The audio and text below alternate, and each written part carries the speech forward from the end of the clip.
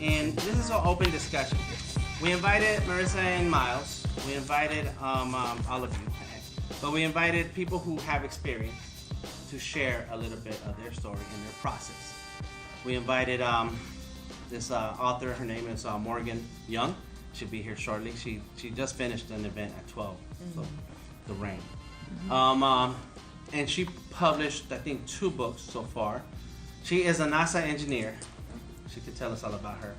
She's hardcore nerd. Hardcore.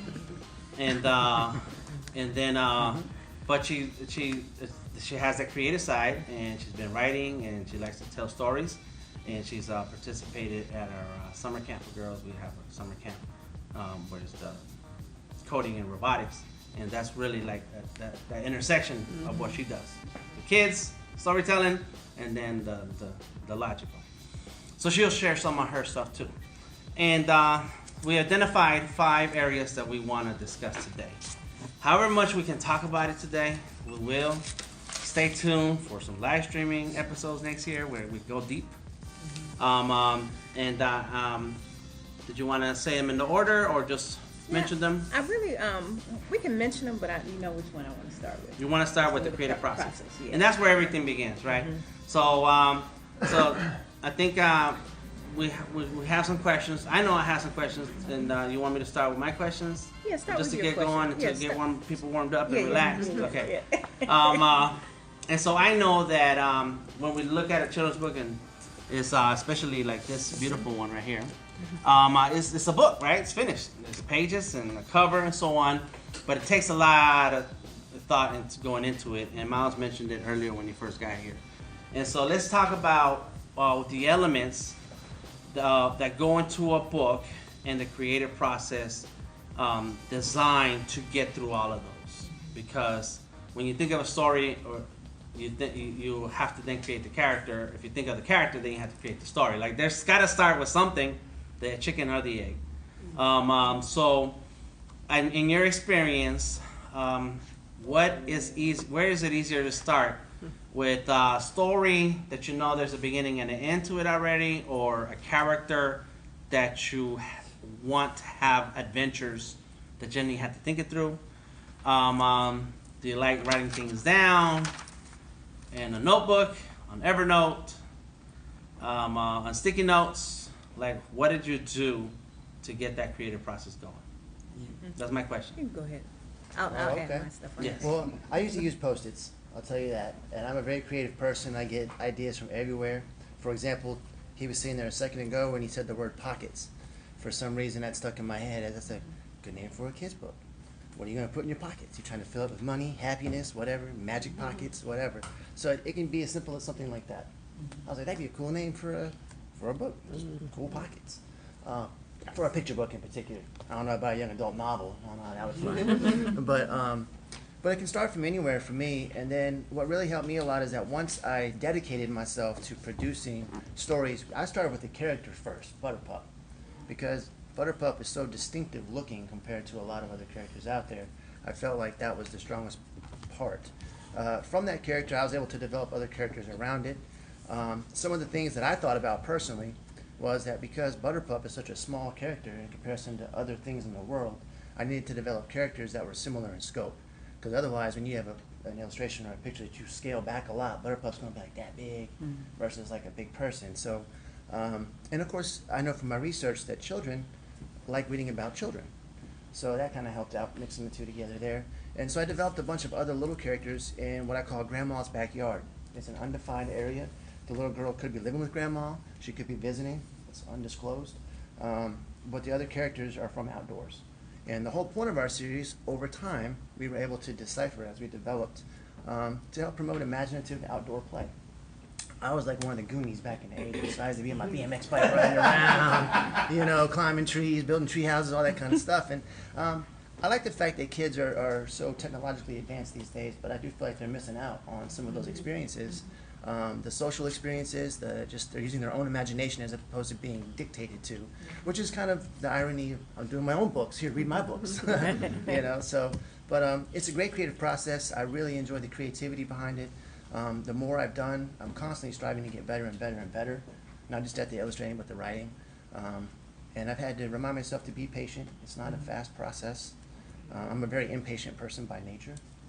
So it's when you set out to make a kid's book to what I've learned to be industry standards, I mean, it takes 6 months to a year.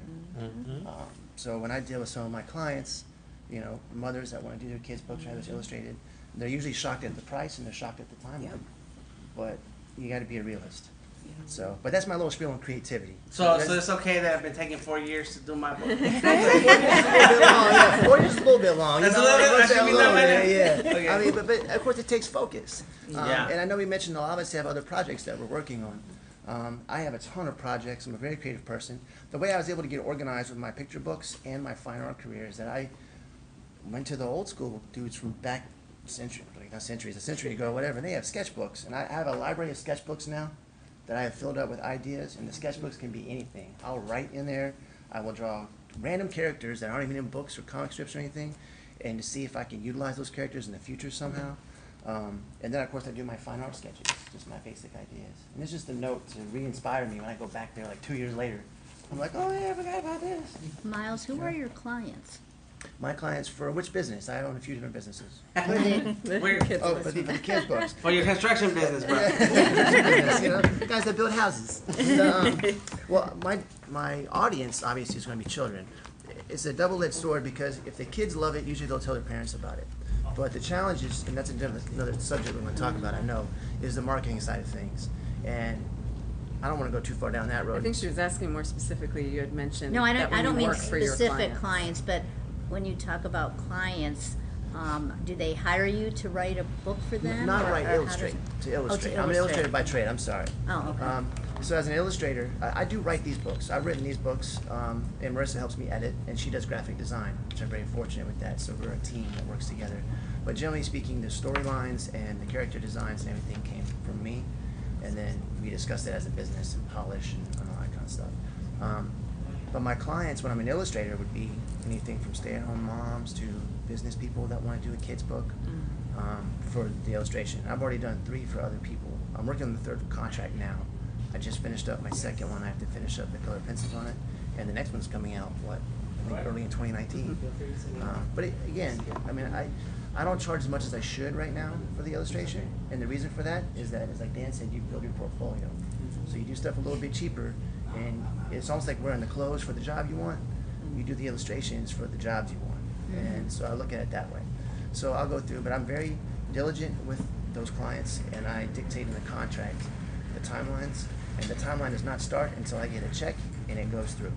Once I know I'm paid, then I'm on the clock.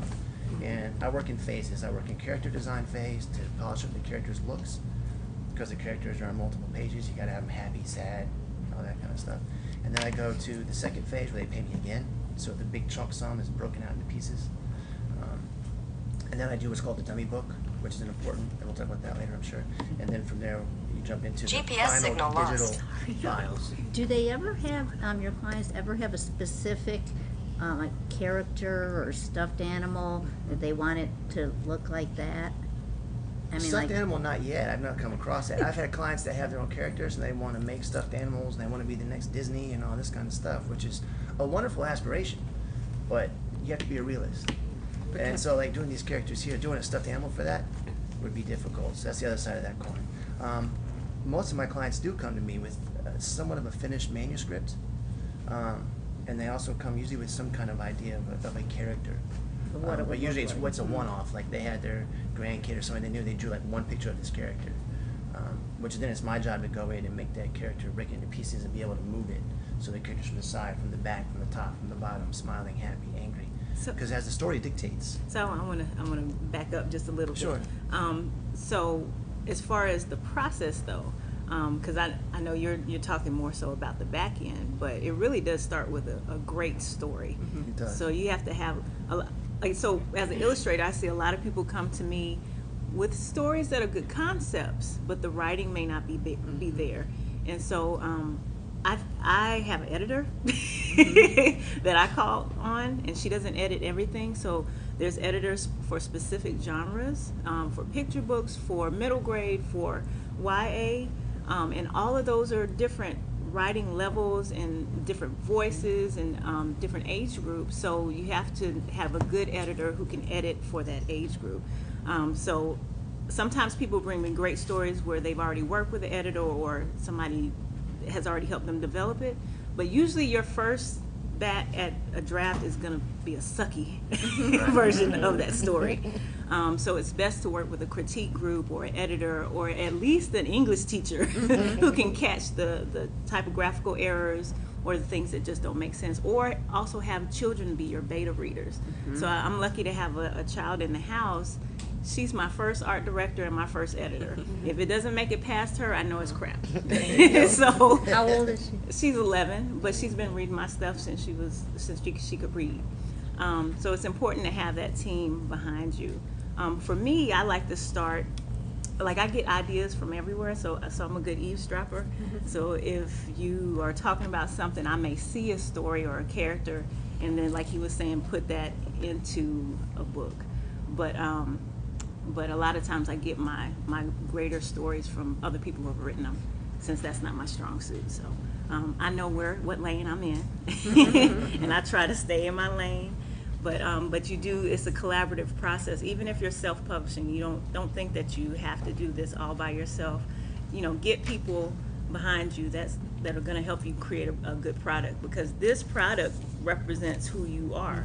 Even if at some point you go on to publish with a major house or a smaller house or somebody else, you want your baby to represent you well in the world. So put the money behind it, put the time behind it, put the effort behind it. Don't shortcut yourself and say that, oh, it's just a self-published, oh, this is just for my grandma. If you're going to publish it, that's your work. Yeah, So, even if it's a passion project, because Yeah. a lot of people publish a book just because it's something that they've always wanted to do, and that's fine, but think about how much money you're putting toward publishing this book, and you probably want to make some of that money back. So Yeah. if your product doesn't live up to the price tag that you put on it, then there's no point in spending all of that money up front to invest in a product that you wouldn't feel comfortable selling, and or you wouldn't buy for somebody at whatever price tag you put on it. That's good you brought that up, because like having a business plan is important, or at least some sort of project plan or marketing plan. And I know we'll probably talk about that a little bit later, but that's one of the interview questions I do with people who are self-publishing that come to me. Like, what is your plan? Like, how much do you intend to spend? I'm an engineer in my day job, so I approach it that way. But you have to think realistic about the investment that you're putting into it. So. Can I say Yeah, go one ahead. thing? I want to say one thing too for those of you that are illustrators. If you guys are illustrating for somebody else, communication is key. Your contract is key. But one of the biggest hurdles that I've come across, and I'm sure you have too, as you mentioned, sometimes the stories are not fully developed. Sometimes a self-published author who's looking to have an illustrator do that for them, you have to explain to them that you're not their editor. I'm not here to edit your story for you, but it needs to be a finished manuscript before I can go in, because I'm not going to do 20 illustrations and all of a sudden you change the character design, you change something on me, and then I have to go. I'm a hand illustrator, so it's not like I can just go to like digital files, but like delete and redo. So that's a huge hurdle for me, and I've had to do that with 2 of my 3 clients already, and sit down and explain to them, like, I'm not doing 10 jobs, I'm doing 1 job, and that's bringing your characters to life. You need to write it, you need to edit it. And I explain to them the publishing costs on the back end after they pay me, because a lot of times they look at the contract, all of a sudden they're like, oh, so when I'm done, I'm going to get the book from you? It's like, no, I'm not a printer, I'm an illustrator, So it's important to be very, very clear if you're trying to dip your toe into that pool and do somebody else's book, to communicate very, very thoroughly and make sure you get that in writing, so that way there's no confusion, because you would hate to spend 6 months of something on a project and then have it go sideways, So that's the self-publishing side, and I know we can probably add a lot about that, but if you go the traditional route, it's a whole nother process. It is. So oftentimes you have to find, especially if you're a writer, you need to find an agent first, just to be able to get into the door to most of the major publishers, because a lot of those doors are closed unless they're being opened by an agent. So it's important to find an agent who is looking for your type of work as a writer or an illustrator, because there are specific art agents as well. there's fewer of those because artists tend to have the ability to send their work directly to the art director and they can be chosen that way. But if you're a writer, typically you're going to need to find an agent that's specific to the genre and the type of work that you're doing. So do your research. There's lots of information online. Y'all help me out? That book, there's a book about the agents there's and a the... few of them, yeah. You know the name? They come out annually, annual books. And I actually get them once every other year. I wouldn't say get it every single year because there's a lot of repeats. But there's the Children's Illustrators and Writers Market, whatever year. Like you guys nod your heads, so you guys some of you have heard of that. So the Children's Illustrators and Writers Market. It's just a reference book. And it's got like newsprint pages. And there's like a literary agents one. I mean, there's like 4 or 5 different ones that you can look up. I'm sure you can buy them on Amazon or go to Barnes and Noble. But I use them on a regular basis. Yeah. And if you, go ahead. I was just going to say, I use those books now because I'm in flux, going from a self-published to a small publisher, and then now we're trying to push into a big publisher, which is proving to be a big hurdle, which is the agency stuff. So these books are definitely valuable resources. Yeah. Did you self-publish these, or did you have them? I have That's the a whole other original. conversation. Yeah, this is the second edition of the first book that we did self-publish. We used this to get a publishing deal with a small publisher, and then we got all 4 of these done. There's been some problems with the publisher going forward a little bit. Not bad, nothing personnel-wise, just their resources versus our goals are not exactly in line. So we're looking for agents now to push to the next level. But we did start with self-publishing, and we're stepping up into smaller publishers, and then now we're looking for a larger publisher.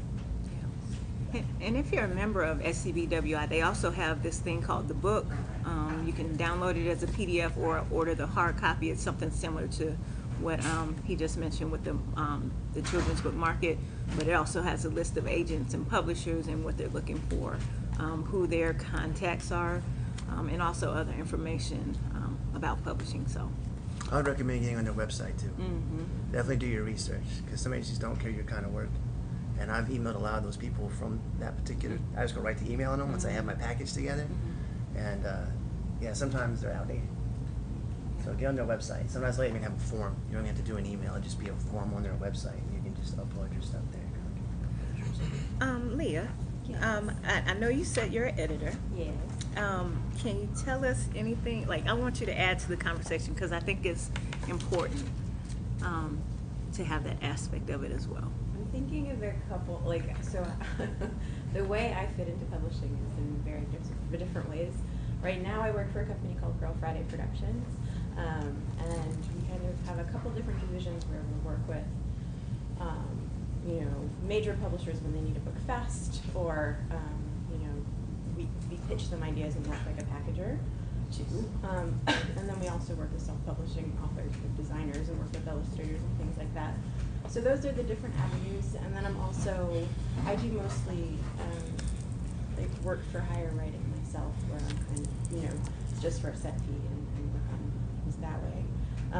But like you guys are saying, the most important thing I think for traditional publishing, if you're not going to do like this kind of work for hire stuff that I do when I do freelance, is an agent and working with that, because my experience working in publishing houses is that nobody will consider anything unless it comes from an agent. You just go into a slush pile. It's very rare that people consider manuscripts. Do you happen to have any tips or ways to get in the door with an agent? Because that seems to be an even larger hurdle than getting in with talking to a publisher. I don't have one, and that would be like my next steps once I kind of solidify what I want to do outside of what I do in my daily work. So I don't actually. I think the best one is making sure you're a good fit. Researching that agent and making sure. This comes mostly, I've done more adult publishing in my daily work, and so you want to make sure that you're not like pitching a sci-fi agent when you don't write that genre. Right. So I think really knowing who you're talking to is cool. Thank you. So in the creative process, there's a lot of steps. Character, story, and how do you go about breaking down the story into pages that then help tell that story? All right, so So the benefit of working with an art director or an editor is that they'll kind of give you those page breaks a lot of times. But if you're self-publishing, still for me as an illustrator, I like to try to ask, where do you see the images coming? Because that also determines how many images you get. There's a typical number of images that come in a 32-page children's book, but it can vary. So it's important that those page turns make sense. Like a story that's written has a beginning, middle, and end. It has setting, it has a climax, and it has a resolution. And sometimes those page breaks can go along that action.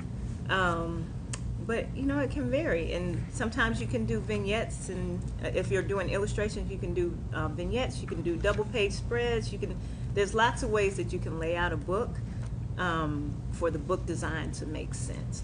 But that's where it benefits to work with somebody who's a professional, in that if you're trying to figure it out yourself, it can take longer, it can take trial and error and lots of stuff. So yeah. I'd like to add to that when you are going through the process of breaking down your book into pages, as well as through your proofreading phase, that it really helps and benefits you to read the book out loud as if you're reading it to whoever your audience is.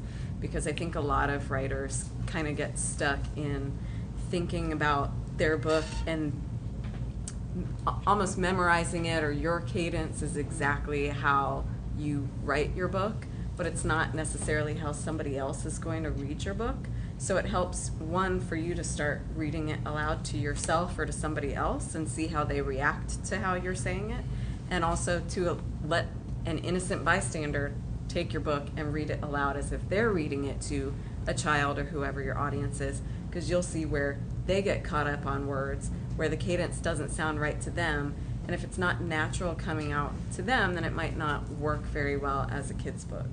That's specific to kids' books, clearly, but and I think also that will help you figure out where your pages should turn in certain aspects. Like when you get to the climax of the story, maybe you don't want it on the left hand of the page, maybe you want it, or maybe you don't want it on the right hand of the page and build up to it. Maybe you want to wait, have a second, and then do your page turn, and that's where your bam comes out. I think we've got a couple of those in Landslides of Gravy specifically, where you turn the page and you're like, oh, and that's the payoff for whatever your climax of your story is. Right, yeah. You don't want that joke resolution to be on this page when your joke's here. Mm-hmm. You want to turn the page to get that payoff.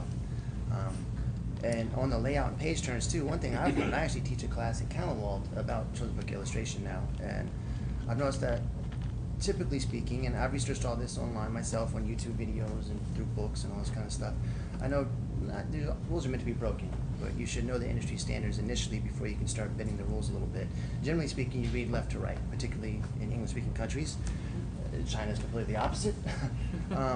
But typically you want to draw your action going left to right. So that way, if you do go back from right to left, it can be some kind of visual symbolism for saying the character's going back home. Or like where the Wild Things Are does that actually. Where the Wild Things Are, the boat's going left to right, everything's left to right, and he decides to go back home, and all of a sudden the boat's going right to left. It's going back. So thinking about how to lay out those pages as well will help the page breaks. I do page breaks twice in my process. One is when I get a manuscript, whether it's mine or somebody else's. Particularly if it rhymes, that's a red flag typically for kids' books, first time out. Not that that's a bad thing, but either way, type it up in the short little line stanzas the way you see it in the book. Doesn't have to be the right font or anything. I go through and actually do little tick marks as an illustrator when I first get it. I read it out loud, and I go through and I put tick marks after each line that's going to be the end of the page. And then I go through and do my little thumbnail sketches and playing with the ideas and stuff, and then I can start seeing how those pages break out and turn. And then the second step, which I'm sure we'll talk about production later, we need to do something called a dummy book. That's your second or third stage level where you can say, okay, is this working the way it should be working and turning where it should? And then you adjust from there. So you get a couple of swipes at it, at least in my process, to work on those page breaks. You know, something both of you said, when you're an illustrator, there's an underlying story that you can play with too. So maybe the words say certain things, and sometimes you have to stop the writer from saying everything that a story could show. and then allow a layer where the actual illustrations tell another story, or they show something that the writing does not. So, say with Patricia Polacco, I hope I'm saying her name right, but a lot of times she uses her characters. She'll have a narrator that's typically a child, but then she'll have an animal that's also narrating the story underneath. That animal doesn't have any words to say, but the animal, through the actions and its response to what's going on in the settings and the character, tells their reaction to the story of what's going on too. So there's ways that you can also use those page breaks and also tell a story with the illustrations that the writing is not telling. So it's a real art to it, and it takes time to learn how to do that with both the writing and the illustration. So and also too, you brought up the thumbnails. Can you talk a little bit about thumbnails? And Sure. yeah, so that, because some people may not know what thumbnails are. I'm assuming we knew what page breaks are, right? Everybody picked up on what that was. The dummy book and thumbnails to me are not quite interchangeable, but close enough. When I first started the process, I'm sure some of you might do a comic book, I know you said. So of course, coming up with the characters and the story is the first step, but after that, you have to really design and polish all of those. And if you're doing a one-off book, you're doing it. That's why I did a series, because once I did one, I was like, I already did all the research for this. Let me just do more stories with the same characters. But if you're doing the one-off book, the process is the same, and those thumbnails are very important. I usually spend at least a week or two once I have a check cleared for my phase or whatever contract I'm on, where I do nothing but character sketches in my sketchbook. And some of them are ugly, they don't function, and then I just fine-tune them for 2 weeks. And then the thumbnails and the dummy book. To me, the dummy book, which is basically once you do your thumbnails, you stick them in order, and you stick them like in any format you want to. It's like a little kindergarten collage. So you can do glue pages, you can do a printed off version on the computer, whatever. But when you do that, that dummy book to me is the most important aspect of the entire process of doing a children's book. And I would assume a graphic novel as well. Those thumbnails are going to become your blueprint for those final illustrations. Because if that dummy, I've done a dummy book, what, 3 times? I'm doing a passion project now. It took me 2 years. We've done 3 different dummy books. Because every time we do a dummy book, it's like, it's not working, or I want to change this. And so I have to go back to the drawing board and reintroduce whatever I have to. So I would say those are, the initial thumbnails are one thing, but when you get to the dummy book section, that to me is the most important phase. And that's usually the second phase or third phase of the process. Yeah, to go into a little more detail about what we do, he'll hand me the rough sketches, and they're just black and white hand-drawn sketches. I'll scan them into the computer. I lay them out with the text that we currently have before it's been fine-tuned and fine-tuned and fine-tuned.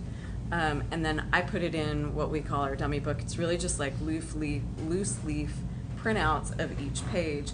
We lay it out on the floor or bed or wherever, and then you look at everything almost like it's like a storyboard. So you look at everything, how the pages lay out against each other, where your page breaks are, how the illustrations work with the text. Maybe the text doesn't fit as well on all of the illustrations, or maybe it needs to be spread across more pages than what you've allotted. So at that point, we kind of move pages around, see how things work, make sure that the illustrations are working well. We mark them up a lot, and then make sure you're well rested if you're working with somebody. The calls come out. It's like, God, you're changing everything. Yeah, we've had those moments. We've had those moments for sure. Oh yeah. But it's really a good opportunity to kind of move things around, and it's like your pasteboard before you get too far along in the process, and then you go back and revise your text, revise your images, figure out what's working, what's not, and then you do it all over again and do that same dummy book process until it's fine-tuned enough that you're ready to go to final illustration mode. And well, I do want to clarify that the way we do the writing and the illustration, we're doing it writing first, then characters that I already have, and then from there we'll do that. Sometimes we'll change the text. But if you're working for somebody else, you don't have that option. You can't just go back to the author or the editor at the publishing house and be like, by the way, these words aren't working for me. And so speaking of that, if you do go traditional, you're not going to choose that illustrator. Yeah. Right. Just know that it probably won't be your best friend who does great illustrations. That art director is going to find an illustrator that's in their pile of illustrators they've been looking at for a while, or that they've already wanted to work with. Which is important, that if you're an illustrator, that you get into that network of them knowing who you are, which is really what I'm working on myself.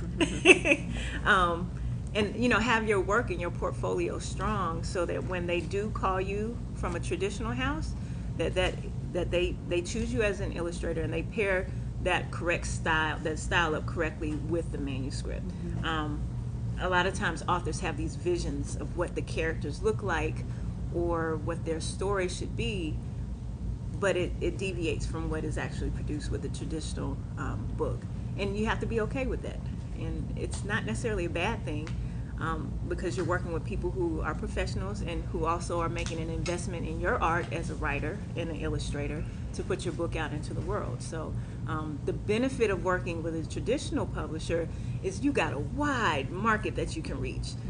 Sometimes it goes sideways because you might get backlisted, but the opportunity is there for you really to reach a broader market that you might not be able to reach if you're self-publishing. But the benefit with self-publishing is you have full control. If you're a control freak, like I can be sometimes, or if you have a niche market that you're trying to reach. So this book that I did, it's with a small press. It's called Nana's Favorite Things. It's about diabetes, but it's not like a heavy weighted subject related to diabetes. It's got some fun stuff put into it, but it's not for everybody. It's not something that would necessarily reach a broad market. So you got to know who your audience is and who you're trying to reach, and that's with the writing and the illustrating. So. Got lots of questions. I got more. I was thinking that when you're writing and putting the words together with the pictures, because you sometimes have the idea that it's going to be 32 pages. Is there like a standard? I know there was some mention of that. And my second part of that question is, are there any points where you're doing that dummy book, and in your edits you have to rewrite that sentence, or maybe cut down a bunch of words out? We've cut out pages. We've cut out pages. We've had 2 or 3 spreads and completely taken the whole spread out. Even if I love the illustration, if the Some good text ones. doesn't work, I'm like, oh, maybe we can find somewhere else to use that illustration. You're just trying to somewhere force it. When differently. you're trying to force stuff into, it's like a round peg in a square hole, or whatever that saying is, right? You have to be conscious enough to know that you're trying to force this image. It might be a great image, but it doesn't fit the story, even though you want it to so bad. And you just gotta be able to cut your losses and move on. And we keep the illustration instead of being able to use it for marketing. Maybe when the book comes out, you can put the book up here and use that illustration behind it, like on a banner or something, for marketing. So you never know when you can use that kind of stuff. Or maybe the back cover or the dedication page. Those are alternative pages you could use for illustrations that you end up taking out of the book. And we have taken pages out because we realized the page count was too high. So I think the traditional We always shoot is for 32. 32 pages. Couple Does lower, that include the couple lower. cover, the back cover, and the inside? That does not include the front cover and back cover. Just the loose pages inside. Right. And it's front and back counts as 2 pages. So one sheet of paper is actually 2 pages. So and then a 16 spread is sheets of open. paper inside. 16 Usually sheets. about 16, yeah. And that'll be 32 on both sides. Maybe a couple more. For a because- children's picture book. For a picture book, yeah. Okay. But yeah, we've cut out because the one we're currently working on was like 36 or 30 It was more than or that. It was like 40 over 40. pages. It was over 40. And I was like, So oh. Yeah. we loved it, but we had to pull out. And then there was 1 or 2 pages we said, okay, let's leave that one in there for the sake of the story and the illustration and the effect that you'll have as you're reading it. This really added a lot visually to the audio story. So let's Right. leave it in there. And if a publisher says, hey, it's too many pages, take that out, then we can do that. But we're going to push for it. So. You just reminded me of something. A lot of times people bring me manuscripts that don't have the right count for the age group. The word So it'll counts, be like 20,000 words, and it's for a picture book. Yeah. And with picture books, they're harder to write sometimes because you do have to be very concise with your words. Children, when they're early readers, not early readers, but when their parents are reading to them, they may not have the vocabulary to understand a lot of the words that we say. So you have to say less, say more with less. So I don't remember the exact numbers, but there's specific numbers for if you're writing for picture books, middle grade, or YA. And I'm sure graphic novels are a whole nother standard that people have to be aware of. So, Exactly. but do your research. Yes. Just 2 things. When you guys were talking about like 32 pages, so in publishing usually we call 16 pages a signature, and printers work in multiples of 16. So It's good to keep that in mind when you're doing it. So like, you know, you say 32, I've also do like mostly the nonfiction ones I do are 48 or 64 pages, but as a writer too, if you're doing a storybook, like to keep that, like you're saying, in mind that like there's an amount of pages you want to fill with your words, and you don't want it to look too dense or too heavy for a kid to go into. And then just a nifty trick, if anybody who's a writer here writes in Word, and I forget how to do this, but you might have to Google it, but you can actually check the reading level of the text that you've written, and it'll tell you like how old In Word? it reads. Wow. Yeah. I think So- Google does it too. I think you can search it on Google too Yeah. and input your text. And it's a good one. Like you don't have to go exactly by what it says, but it's good to know that you're like, oh, okay, I just I'm in the wrote this ballpark. and it's for high school kids. That's a really good, That's a really good tip. wonderful. Yeah. Yeah, we've gone through more recently after we did these in the books that we're working on now, and Miles highlighted all of the sight words. words. Yeah. For early readers and things like that, right? So there's a lot that goes into kids' books specifically because when you're trying to get it into, if you think about trying to get it into the educational system, they have certain guidelines that they use in order to accept or deny your book into school libraries. So that's something really important to keep in mind, and figuring out what library system you're trying to get into and finding out what their guidelines are could be a good help in advance of you writing your book to make sure that you include what they're looking for and don't exclude anything that they're not going to accept. I just printed off the sight words. I found some lists online. I was like, print, and so that's So have it's these sight words? Sight words It's an are- educational thing for children. So when children are going through their early stages in education, kindergarten, first grade, and I'm not sure about Very second grade early, because I don't read second graders usually. In preschool, In preschoolers, there's a list of words like and, the. Two and two. Yes, exactly. These are Oh, sight got it. words that They're kids words are that you- learning in their education. Right. So if those words are in your story, you can use that as a sales model and be like, this has, 200, words. 300 sight words in here, and that might help curb the teachers or libraries to help shelf that book. Since we're talking words, do you all have any advice on writing in rhyme? Because I've heard, don't do it. That's the prevailing advice that I've heard as well. And I'm working on a passion project now for 2 years. We're working on this book, and we've had to take spreads out and everything because write the story without rhyme first would be my suggestion. If the story works without rhyme, stay away from it. If the story does not work without the rhyme, if the story loses something, try to do the rhyme, but just reading out loud is extremely important. Knowing about prose, rhyme schemes. A lot of time, first self-published authors, particularly I've seen a lot of moms do this with their kids, they want to come out and just rhyme off the top. I had a lady who's doing it recently. She had the manuscript. It was an okay manuscript. It wasn't my favorite, but it was nice. But it rhymed. But she had like an AA, BB, an AB, AB, AA, CCC, like just all over the place rhyme schemes. And at one point in the story, because she was so caught up in the rhyme, her focus from the main character completely shifted from this little girl to a duck. And it was just like, well, now we're talking about the duck. We got 5 pages of just duck. Where's the girl? What's going on here? And that's what I was saying. Sometimes you have to be the editor for your authors, and you want to curb that with communication as much as possible. But I don't want to illustrate a book that I'm not comfortable illustrating because the prose is not the part where I think it should be. So. Makes sense. Yeah. Okay. Well, I had to do a book. I did a book for this lady. I didn't like the story so much. I liked what she wanted to do, but the way she wrote it, it did not move me. But I liked her, and so that's why I did it. And she paid me, so. Yeah, I like to eat, right? Right. Gotta get some grub, man. Yeah, Pay some but bills. it feels better. You feel more confident and motivated when you like the story and you like how it's put together. Cool. I think we're ready to move on to another part. Let's see what time it is. Oh, we're doing good in time. Okay. Mhm. Okay. What do you think? Did you have any last questions on creativity? Anybody has a question they'd like to ask on creativity? We can always come back to it if you have an idea. I do want to point out that Lauren has been publishing online her webcomic. She is amazing. Illustrator and writer. Tell us some information. Where can we find you? Oh, well, is my website, roboticpastries.com, and the comic itself is called Boxing Bugs. You can get to the comic from the website, and if you want to just search up the comic itself, you can search boxingbugscomic.tumblr.com. There you go. Check it out. So how long have you been doing that? I actually just started last year. Last year, okay. I've actually had a first draft of the comic. It all started when I was thinking of an idea. There's like some games coming out that were styled in like 1930s animation, and it gave me the idea I wanted to work on something in that style.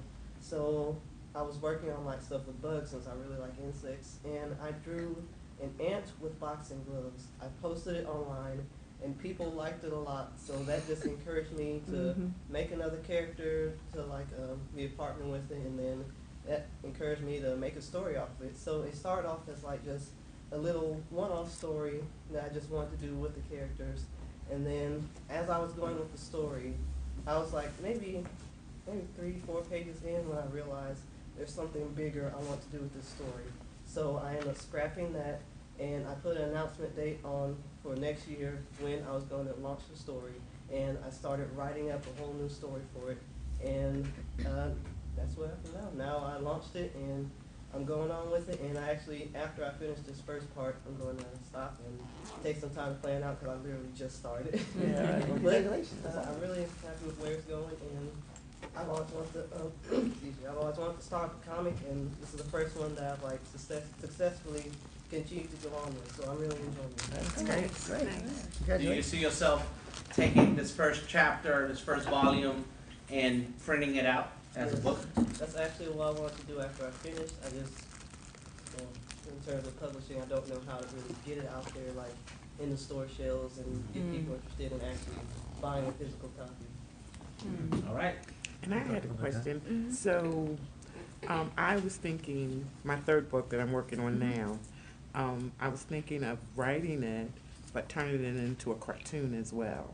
Like an animated cartoon? Yes, I would like to do that. Yeah. Okay. Like, is that what illustrators do, or what? That's what animators do. Animators, Right, okay. that's what animators do. Okay. There's some overlap there. A lot of animators can illustrate. Okay. There's a lot of animators that do cartoons that have done kids books. Oh, really? And won awards doing it, actually. There's Okay. been Mo Willems. I know he was an okay. animator I for a didn't know while. he was. Okay. And yeah, So I would So- need an animator to do for that. animation, yes. Okay. And I think this is a You know some good people. point to go over the different parts that it's going to take to get there. Because it also similar to the children's book, and we mentioned it a little bit. So let's talk about it. Yes. You got to create the character concept, right? Yep. What else? What's The next? story and the world. The story. And the world's very important. Don't underestimate the world in which your characters operate. Because And that's the that's a world? character in and of itself. Like Batman has Gotham City. He wouldn't So- be the same without Gotham City. So you have to draw it out. Have some sketches or Yeah, just plan it a descriptions? little bit. Like Grandma's backyard, I did a little like rough map, which I didn't stick to, but I had an idea of like where everything was, and like this story's taking place in this area, and some other books they go out here and they go out here. So I have an idea of where things are, and if it ever gets to a point where I got to do a reference book, I can design the whole backyard, I guess. Yeah, and eventually it'll help you, all of the work that you do up front will help you answer questions later. So if you run into a stumbling block about, you know, where Butterpup is hanging out in the backyard, and then you go, but this isn't in Grandma's backyard, so it doesn't make as much sense, then you have to reference your style guide or whatever style book that you've built on Right. your character and your world and all of that, and say, well, maybe we make it here, and now it answers a lot of questions. What she's talking about in a vague sense is called an animation pitch Bible, and I did one of those for Butterpup, trying to push the animation before I knew what I was doing. I think your bigger question comes into licensing, because if it goes into animation, then you can start getting toys and start getting all these other little licensing deals, and that's a whole other level of marketing and things of that nature. But from my research, there's two main ways that children's licensing starts to happen. It's through kids' books, and it's through animation. Those are the two main routes that it goes, and that's why there's a lot of overlap in the creativity and the development of Right. the two. So let's go back to the creative steps. Character, concept, world, building, Well, and then the story, and then the story. right? And then also got to think of art style.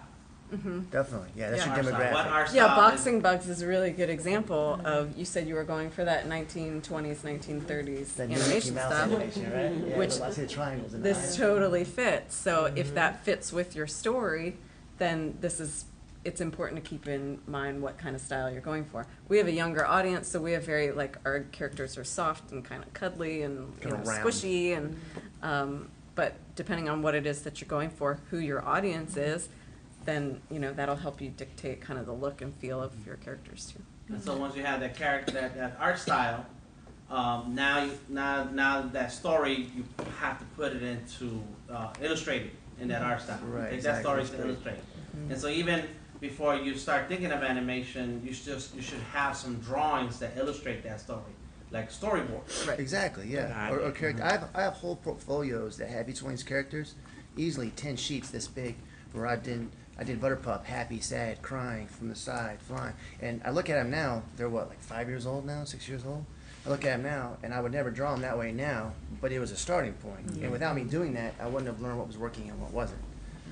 And that's actually something I present to my clients too, when I do a project for them.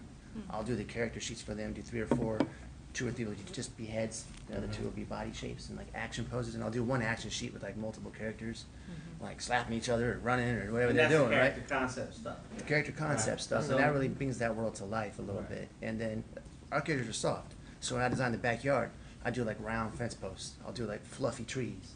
I'm not gonna go and do hard angles in the background That's typically, style. because it goes with the world. And I'm a believer that the setting is extremely important. It is. The setting is a character too. Right, that's right. The setting, the Exactly. clothing, everything that's in that book, just like in the movies, they don't put Gives something. clues. Yeah, they don't put anything in the movies that doesn't mean anything because that costs money. Mm-hmm. So Right. if the same thing goes with a book, this is your real estate. So if there's something in it, the clothing, The colors. the colors, the symbols, everything means something. Right. So you have to pay attention to that. And in character design, especially your main characters, I would suggest trying to do something distinctive. Makes that character stand out. A good way to do that is when you do a silhouette of your character. So once you design your character, do just a black silhouette and see if it looks different or looks the exact same as all the other characters in your book or comic book or whatever. Because if that happens, you're doing some redundancies that need to be addressed, in my opinion. You have a question? I want to mention something. I guess I'm a qualified illustrator who I am. My name is Curtis. I've been teaching 28 years. I've taught at the level from elementary through college. I primarily teach 4th through 12th, but more elementary at this level at this time. I keep hearing everyone talk about books, reading, but that's just one part. Like right now, you're reading stuff, but what are we doing more than anything else? We're listening.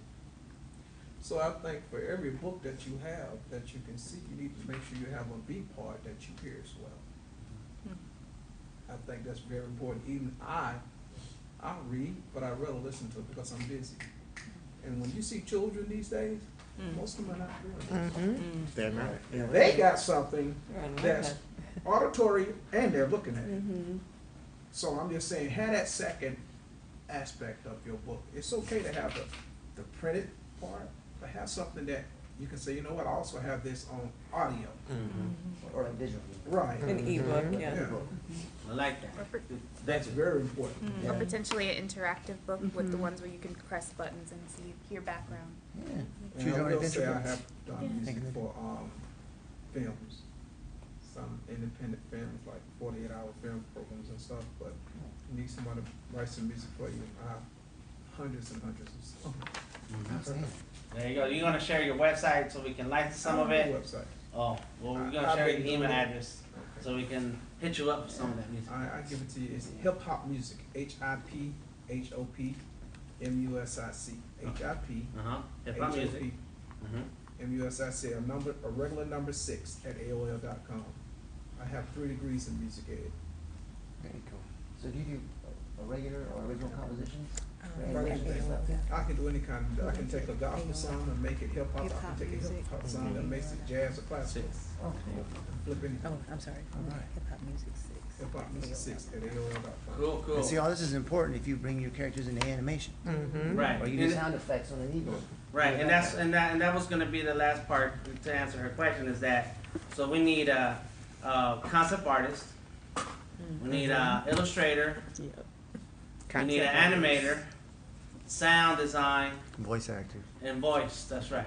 And final production. Production, like editing. And And all that of those stuff. things require a producer or an art director, somebody who is in charge of making all those things run.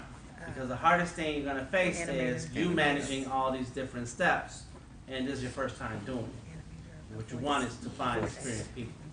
That's actually why we did books first.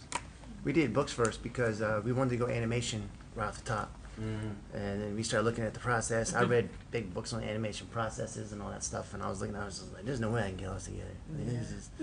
It's like looking up a mountain. I was like, nope. She does graphic design. We can do print media. We know how that works. I know how to draw and write, and so does she. So it's like, okay, let's just do the print version first. See if it lands. See if it's going well, and then we'll jump to animation because animation is costly. Less costly. Yeah. It's costly. It's down the road, but I want to learn. Well, and you it's know? good that you've got that in mind as Thinking you're working ahead. on the first Yes, steps, because exactly. that'll help you to make sure that your characters are developed the right way that lends itself to animation. as So opposed here's to- my character. It's Becca. Oh, cute. Oh, nice. Mhm. Can you put that up there? Let's see. What is it? Yeah, I'll pull it up. Yeah. Put it up where? He put on the website. There's one On the thing. website. There's one The thing I do want website? to say, but tell everybody What's the too. website? Is if you're producing your own Oh, kids it's not a book, website. Yeah, this is my Oh, it's on book your that I'm working on. Oh, it's on your phone? Okay. Yeah, it's on my Okay. phone. I can't- Well, it's on I my can't phone. Facebook, but It's on your Facebook? Mhm. All right, let's go. What, do you have a Facebook page for it, or is it on your personal page? on my personal page, What yeah. is- what's your name? Pauline Woodards Press. Pauline? Woodards, Woodards. There we go. Right there. Hyphenated Press, MED. Oh, okay.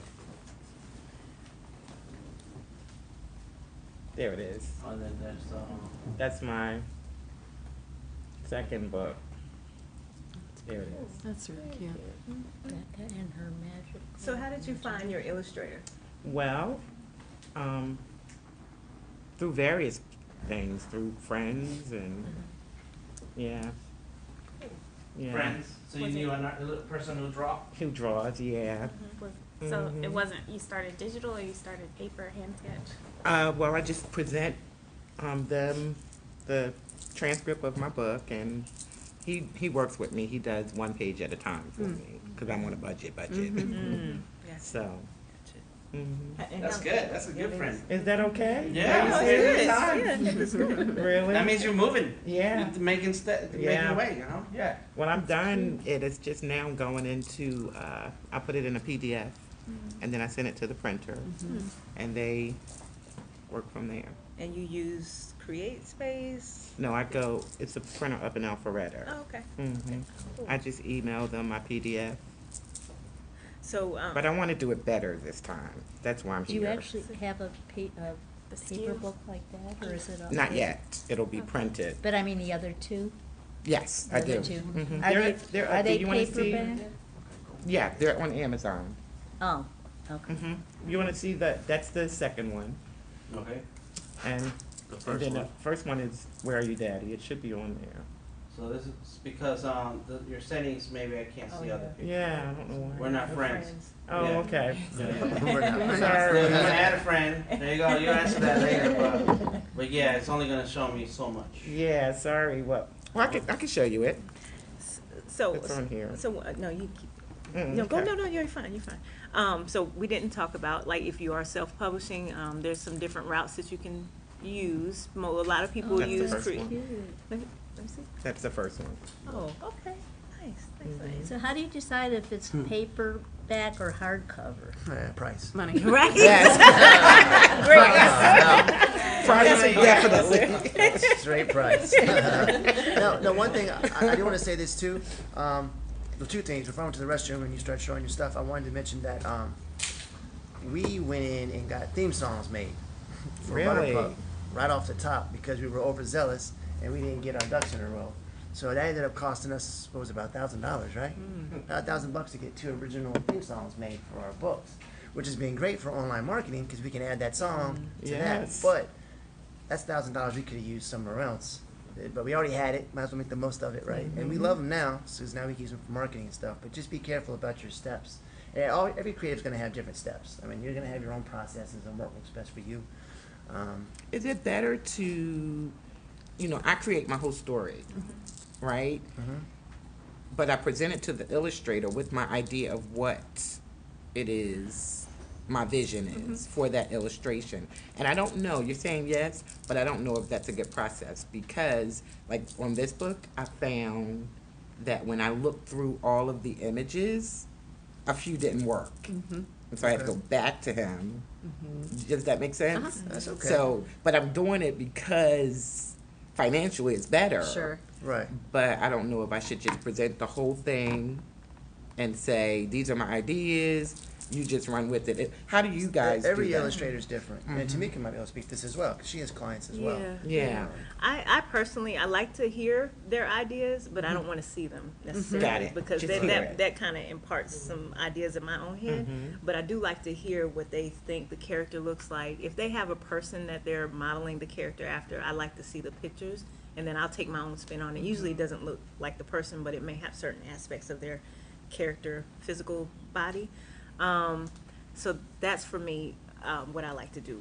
The other thing is, and this is protection for you as a self-publishing writer, and also for the illustrator. If you stage the production in steps, so allow the illustrator to create a sketch for you, to create, well, the thumbnails, the sketches, the illustrations, and then the final illustrations. So that in the event that you don't like the way it's progressing, then there's protection for you as a writer, as well as the illustrator and the time that they've put in. So it's okay that you change your mind, but there's some rules that are already set up in the contract that make sure everybody knows what's expected, that they don't get 1,000 revisions, but they do get the quality product that they want, and that there's a kill, what do they call it? Kill fee. Kill fee. Kill fee, yeah. There's a way for you to get out of the contract if you want to, but yeah, there should be some conversations that you're having with the illustrator to kind of get the character the way you want Got it it. to Because look. that's what we do. He allows me like 3 revisions per illustration. So that's how we worked it out. And I've been working with them for like 4 years. So you give him the full manuscript, and I then don't. you only give him. I give him Each page this is at a my time? vision. So for that's this really illustration. interesting, and I've never heard of something like that. That would make me uncomfortable. I've Me turned too. down people You mean you're doing that won't give me the full Yes, thing. I do right. it one Yeah. per Same month. way. But you have the whole. I have the whole whole manuscript. book. You only share one page at a time of the manuscript Yes, with the illustrator. that's what he does. So I'm surprised that And you then wouldn't what happens- share the full manuscript Right. and then say we're going to do this page at a time. Yes. That way, the At least he'll illustrator will know know Right. where what the story whole ends feel up. of the book, and that's what so I they can found build out. your And world. again, it's a learning process, and I'm a work in progress. gotcha. But I'm learning that it may be better to just present the entire story. Yes. And I just would only say have them work on one page at a illustration, time. and so he can get the feel. He's been excellent at kind of Legal. doing it, Sure. but I'm realizing that it's maybe too cumbersome, Yeah. you know, and just give him the story and just say. And then again, he has in his mind, because each time I send him an idea of the illustration, he then sends me a sketch. Right. And then I say, oh yeah, that's on point, or add this or that. And then Once that's all done, he he goes goes to the ahead and final colors it. illustration. Right. He colors it, and then he sends me the colored one. Well, that part you're doing okay. Yeah. But the first part is that illustrator needs to see the whole story. The whole story. Because then they can build it in their mind, Yes. and then things build on each other. Absolutely. Yeah, that's Okay. all. Yeah, let them see the whole road, Got it. and Okay. but then be explicit, like we're only working on page 5. Right. Right. Got it. And for me, that helps too, because to piggyback on what TeMika said, I like seeing the whole manuscript first. Mhm. Because I said earlier, I can do little tick marks Right. next to the pages that I want to do it. But when I design a character, particularly the color studies, when I started doing the colors of the characters and their outfits and everything else, if it's predominantly outside, say it's summertime, lots of greens like in our books. You got greens and browns, all these neutrals and greens, right? Right. So when you design costumes and colors of your characters, maybe you want to make colors that go against the green and pop off that green. Right. And then if that green scene doesn't show up till page 28, and I'm working on the first 10 pages and I don't know that's coming, Right. it's hard for me to prepare for that Absolutely. and make it the best it And can the be, flow right? will be And so then if I much change better. page 28 to like a pink dress to bounce off the green, and on page 8 she has a yellow dress, and there's no Right. reason for that. It's like, all right, now I gotta go back and Yeah. redo that. Right. Yeah, you want to give the artist a chance. not surprise them later because then it's like, well, if I knew this, I would have drawn page 4 differently. Yeah. Right. You're That's heading why in it's the right important, direction. in my opinion. Got it. I have a couple of Thank points you. or tips maybe for choosing your illustrator, because a lot of people, you don't have an illustrator in your back pocket. So when you do get to that point where you are looking for an illustrator, Oh, right. my suggestions are know that the illustrator that you're choosing them because of the illustrative style that they do, not because of what you want them to do. Because every artist has their own style, and it's possible that that's not the style that you've pictured for your book. It's like a signature, right? Exactly. So you don't want to pick somebody and then pigeonhole them into drawing something that is really not the style that they normally draw in. Because if that's the case, you're probably not going to like the outcome, and they're probably not going to love the outcome either. If it's not their style, it's probably not going to be as good as something that would have been in their style. And also, when you were saying, should I go to them with specific characteristics of what I'm looking for and all of that, my suggestion would be, unless you've got a very specific idea of what this character has to look like, and you're not comfortable moving outside of those boundaries, I would say present the story and tell your illustrator about the personality of the character, not the physical characteristics. Because I think you'll get a lot more out of your illustration if that illustrator can build upon the personality that you're going for and the feeling, or they'll pick out visual aspects that add to that personality. If they're very vivacious, maybe they'll give them, really curly hair. Or if they're really, calm and straightforward and mild-mannered, maybe they'll give them straight hair. But that might not be something that you would have initially pictured. And that's kind of like what happened with me, because my illustrator, he guides me with his style. That's why I'm stuck with him.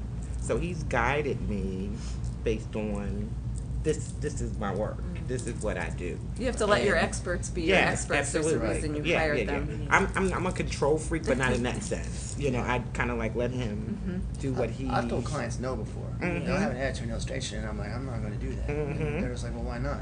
If I don't have a reason, then I'm not doing my job. But I had to have a reason for saying no to that. Yes. Like, that doesn't work, and here's why. And I'm able to explain that to the client, right? And just be like, yeah, it's a nice idea, but in this particular book, That's right. it doesn't function that way, and here's why. And I can explain to them why I'm telling them no.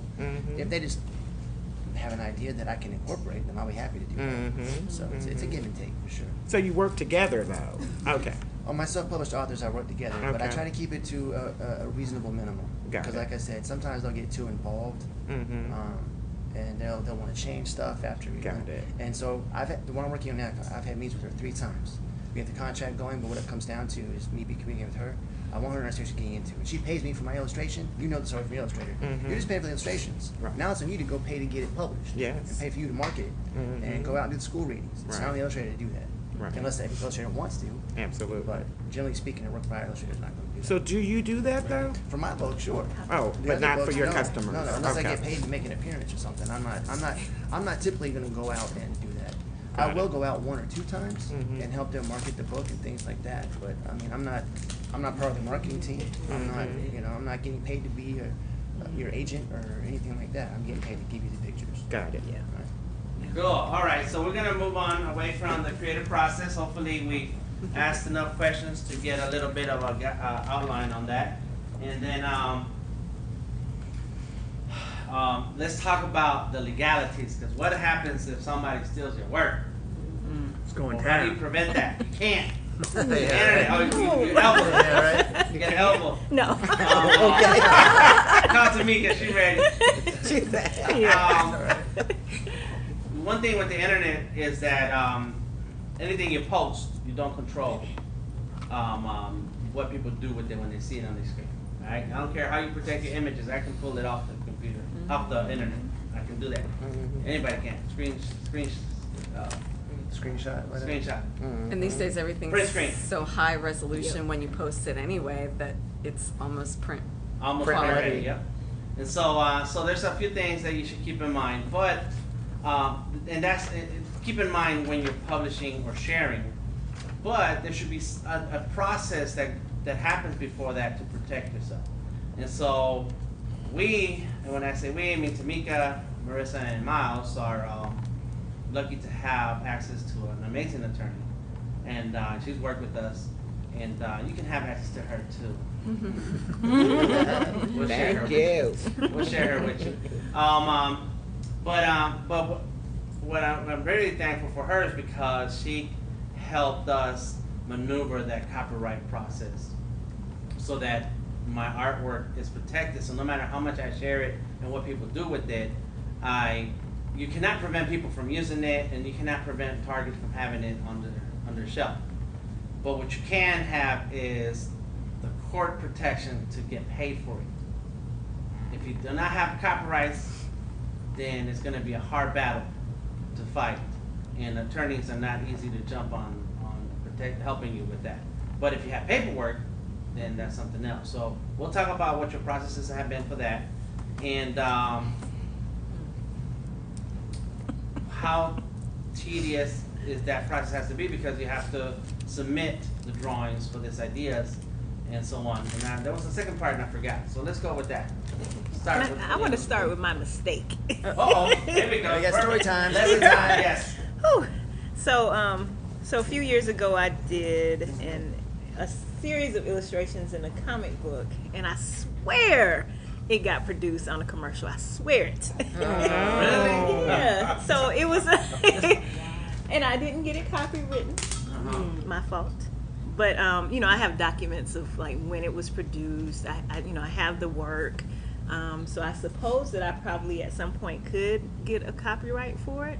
But the work that I created was a comic of sorts. But essentially it was like a storyboard put into a comic book. And so what I thought it was, and I keep looking over here because I mentioned it to him, but it ended up reminding me of a commercial from the Super Bowl that had to do with immigration. And so basically there was a girl that was coming from South America or from Central America into the United States. It had some of the same symbology that was in it was my last year, story. wasn't Yeah, your book. Yeah, a couple years ago, right. I have that book. I bought it. And it had some of the same symbology that was in the commercial. It was just things in it that reminded me so much of what I created. And then I also saw something similar in the children's books that reminded me of something that I created. And ideas you can't copyright. So you can have, everybody can have same idea, but when you start to see similarities across different media, I may not have any recourse in court, but it would have been nice if I had done my own due diligence and copywritten the work in the first place. So that's my little don't do this story. Don't do it that way. My first book, I registered with the Library of Congress. Nice. Is that weird? Yes. No. Yeah. That's exactly what you Yeah, did. I did that. Yeah, my first book, Where Are You, Daddy? That's how you actually get legal copyright. So you automatically have copyright over everything that you produce, that you put on any sort of paper or And concrete. you post it on post it, yeah. Facebook or whatever. Those are technically your copyrighted works. However, you have no legal ramifications that you can put upon anybody else if they take that. In the courts. In the courts, unless you file an actual copyright, whatever it's called, through With the the Library of Congress. Congress. It's not expensive. It's not, No, not at It all. was like 7. No, that's not like 20 something. 30 something. I don't Right? It was, I can't remember how much it was, but I registered the first one. I thought I was being like overboard, extra, but I said, You never know. Yeah, you do never it. know. And then your book is actually in the Library of Congress. Yeah. If you went to DC and you asked them to check out your book, you could actually go pull your book off of the shelf. really? Okay. There's two different forms you can do. There's one that's just a Documentation for that. technical legal Yeah, you form, have and to then send there's them a another copy you have to for- send them a copy, Yes. and then it actually gets filed within the Library of Congress. Yeah. Well, at what point do you do the copywriting? Because does it have to be like a totally finished product? Or what if there are changes after you copyright it? Do you need to re-copyright it or what? That's a good question. I'm not a lawyer. Yeah. I don't know. What did you We have a do? lawyer. What did you do? Because you're working on story number 6. I don't think you probably have to do the amendment so much, as long as you have the basis there. Right. The story. This is my edits. I've written books and I don't sweat it too much. So what I did is I copyrighted my characters. Right. And that's We what I Copyrighted did. my characters. That's what I did. So that way, no matter what story I make, the story myself could get stolen if I don't copyright that story later. But in the meantime, I can copyright the character so that if anybody tries to use characters that are similar, then I'll have protection. So Hello, the good name morning. of the character you copyright? The name, the look, The image. and everything about it. Yes, have a seat right there. Yeah, no, I was saying, well, what does that process look like for character copyright? So my process was, of course, I have an attorney. So paperwork, I hate doing paperwork. I have a wife for that. She's a smart one. She's a smart one. Get away, Marissa. And yes, you got the same situation. I'll wake up when this is over. Yeah, we're Got me on creative. camera. Yes, miles an hour creative, and we'll jump on anything, anytime. So the wife says, hold up, Yep. hold up. How we paying the bill Don't this sign week? that. Yeah. And so I'm lucky to have a wife who is very analytical and logical, and so she likes making sure paperwork is correct. And so my wife and my attorney, Deborah Gonzalez, you can look her up, Deborah Gonzalez. Okay. She's awesome. And we'll share a link with her, for her. They did the paperwork, and so my attorney asked me for images of a PDF that included one character per page and the description of that character. And it was black and white line drawing and a color version. And so I put those PDFs together, put the artwork together, gave it to her, and she did the submission process. And so, in theory, and until you talk to an attorney, you'll know for sure, or look it up because I forget. I know there's a theory where you can submit one thing for copyright for a price, 35, 25, I forget exactly what it is. And then, or you can put all this thing together as a package, and it's a series or a collection, and you copyright that, and it's for the same price as one thing. So it all depends on how it's put together and how smart your attorney is. And if it's Deborah, you're gonna get awesome work. So Right. they did that, and now no matter what I do with my characters, they're copyrighted. So if I see something, them being used that way, the way that I've drawn them, then I have protection and I can sue. And so you're submitting it to United States, or is that international? No, just Library of Congress. It's a U.S. copyright. Now, there's so that's like Well, so that's like one form of protection. Now, if you have the money, now it's a country by country basis. So you have to submit to local countries to be protected. There is Some what's that word? Reciprocity? Right.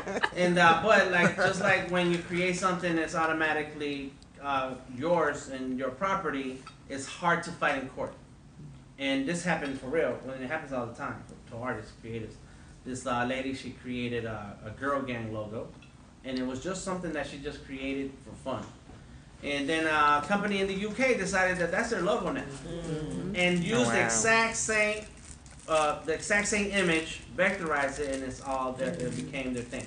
Girl gang was the writing that she did, and they used girl gang and then added an XOXO. And so when she complained to the company's like, yeah, it's not the same because ours says girl gang XOXO. Yeah, right. It's like Coca-Cola, Yeah. me drawing a Coca-Cola logo and putting DTM at the end of it. Right. But because Coca-Cola has been around 100 years, they've copyrighted their Trademarks. mark and trademarked Right. all around the world, and trademarks are a lot more expensive. Yeah. And so now, so they'll fight you, and they got the money to fight you. Whereas this young artist, she got sad, she got mad, went on Twitter, and then of course all artists will support each other. They started trolling this company. What's the craziest, ironic part is that Girl Gang in the UK is a company that serves girls and empowers girls. Wow. But they're here, they are taking advantage of a girl. Yeah, really. So it was a big old hoopla. I mean, like for 2-3 days, it was a thing on Twitter. And I only follow people that dealing with the things that I like. So I don't know what Kim Kardashian was doing that week. That's what was happening in the art world. And then finally, that company took all their social media to private, then deleted all their social media, and then took down all the artwork. Good. And they had to restart from the beginning. Good. That's what they get. Yeah, they did that. But That's what you get. that happened because because of the social pressure. Whereas the course, she had no recourse because she did not copyright it, so it was not protected in terms of the court. And it's not that you will not find in favor of you if you go to court, is that it's going to take so much battle to get to that point. It's going to take attorneys who you're going to have to pay up front, because there's no guarantee that you're going to win, so they have to put in work that you have to do. Now, if you get into a car accident and you're hurt, well, that's straight up. There's tons of cases that they know you're going to get paid, so that's why they don't charge you. But because they know they're going to get a chunk of cash. But for these kind of things, if you have a copyright already established, then they know you're going to get paid. And if you have a copyright, when you walk into Walmart or Kroger or wherever you buy stuff, and you see a rack full of clothes with your logo on it, and the copyright law says you get paid $10,000 for every piece that you see in there.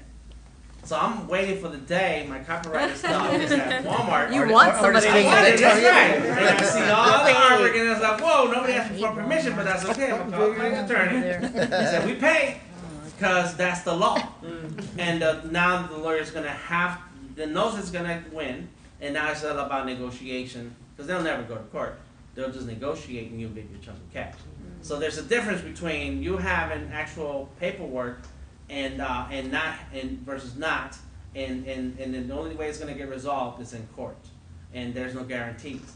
And there's a whole, I was watching, so check out The Future on YouTube, The Future, with no E, F-U-T-U-R. There was a copyright attorney. Only an attorney can tell you, I'm telling you my experience, but I'm not an attorney. Only an attorney can tell you what's right and what's wrong, and only the court, and this is what she said too, only in court will you know the truth, because it's all about interpretation. And it's all about who has the most lawyers. That's it. You can be Coca-Cola if you got Coca-Cola money. And Apple lost in the UK or in Ireland somewhere to this guy, and that's because that copyright does not extend all over the world. You have to actually copyright in different places. And so they've lost of other places just because they did not have the law on their side. I think there's a company in China called Uncle Arthur instead of Under Armour, and Under Armour lost, but I think China, they're special. But yeah, they still, it's exactly the the country same. will have their own Everything rules. if Yeah. they wanted to. So it's not universal, and it's best if you start here. Don't worry about the world yet. Start here. Protect yourself, and copyright the stuff. And as you have more budget and more money, and talk to an attorney, because I know Deborah, and that's not a commercial, but Deborah started an organization that helps with your project from beginning to end to get to give you the protection and paperwork that you're going to need to finish that project. And it's called, you did the illustrations and logos for that. The Letterbox Legal? Letterbox Legal. Yeah. I didn't do their logo for that, but I've done some You did other the work graphic for design. Letterbox Legal. Yes, Letterbox Legal. And so Letterbox Legal, It's not my copy. what they do is they put together a package of what you're going to need, and then you pay as you move through that project. So it can be like you start local, and then you want to copyright and trademark in the end, and that's going to cost you $1 million. And they're like, okay, cool, well, you just pay us as we work through this project, knowing that we're going to end up there eventually. Because the day comes when we start talking about animation and licensing, and you need protections.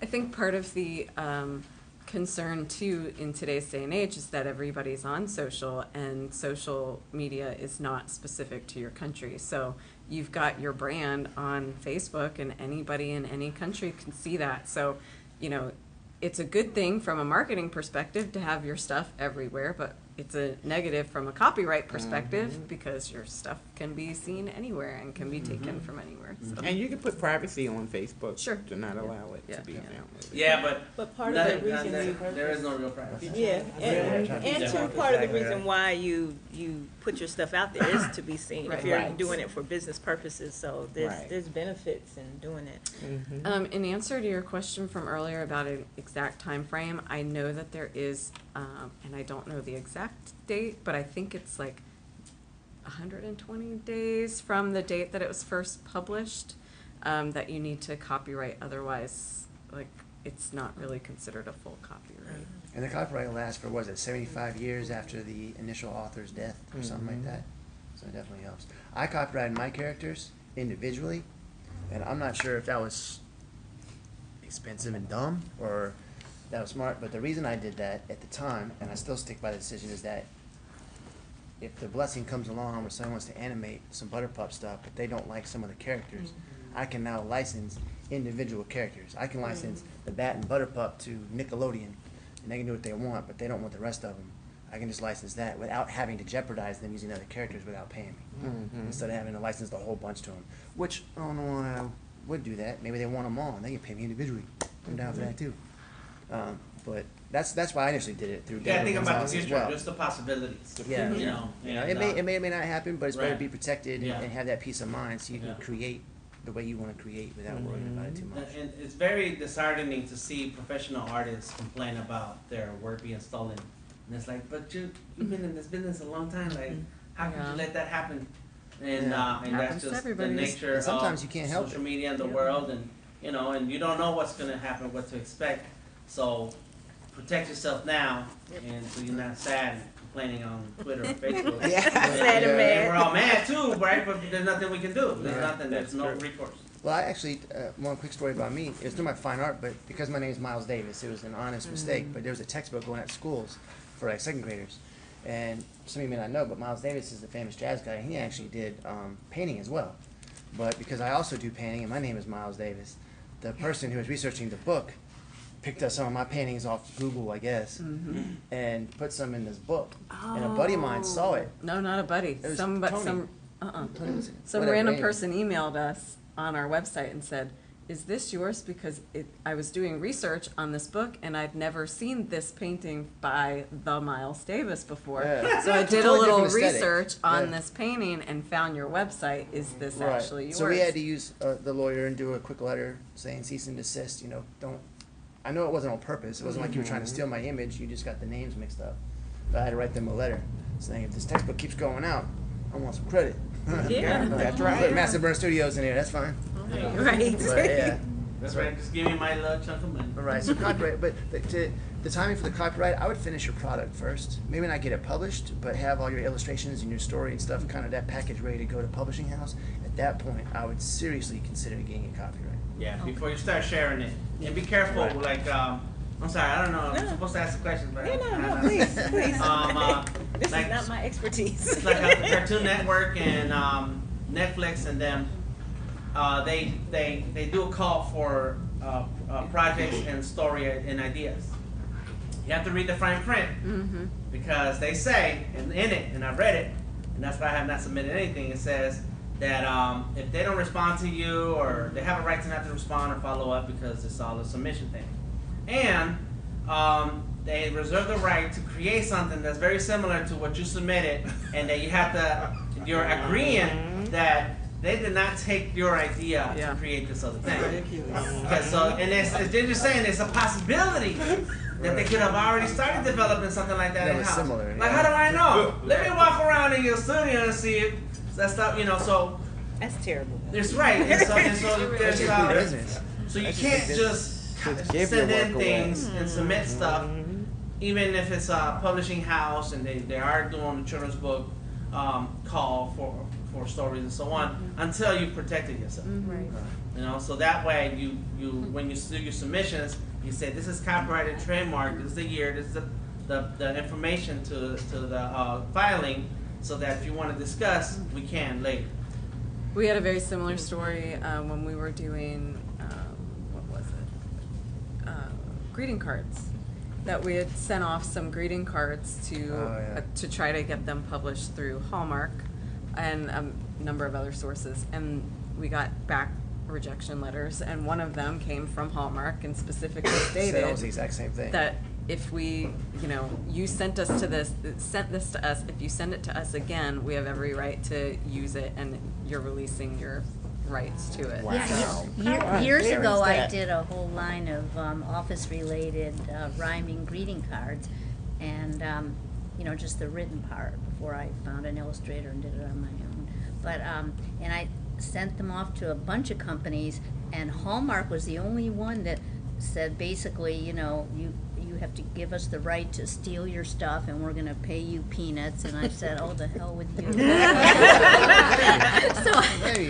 I haven't been too fond of Hallmark ever since. Yeah. I've kind of been the same way, to be honest, after that letter. That letter was very blunt. And this was like 25 years ago. Wow. So they've been doing this for a long time. It was like a form letter. It wasn't anything personal at all. So, Just imagine but the work that they've stolen. Yeah, well, they could. Over the years. It's legal department. They're protecting themselves too. It's a business, and you gotta. I think you have to approach your characters as a business. And I know it's a passion project, and you love them. Merissa asked me one time. She was like, "What if somebody comes along and wants to buy all the Butter Pup stuff from us, like outright? We have no more control over it. Would you do it?" I was like, "If the price is right." And she was like, "Why? I love them so much." And I was like, "Screw that! I don't want to eat." If Disney, Out the house, buy a new car. Yeah, and have more ideas. Yeah, I got plenty of ideas. Yeah. I don't gotta do Butter Pup. I can do a million different things. Right. So, but it's another thing too. I would recommend with the copyright stuff is, and that's another reason to make your characters or your book or your logo or whatever, make it distinctive.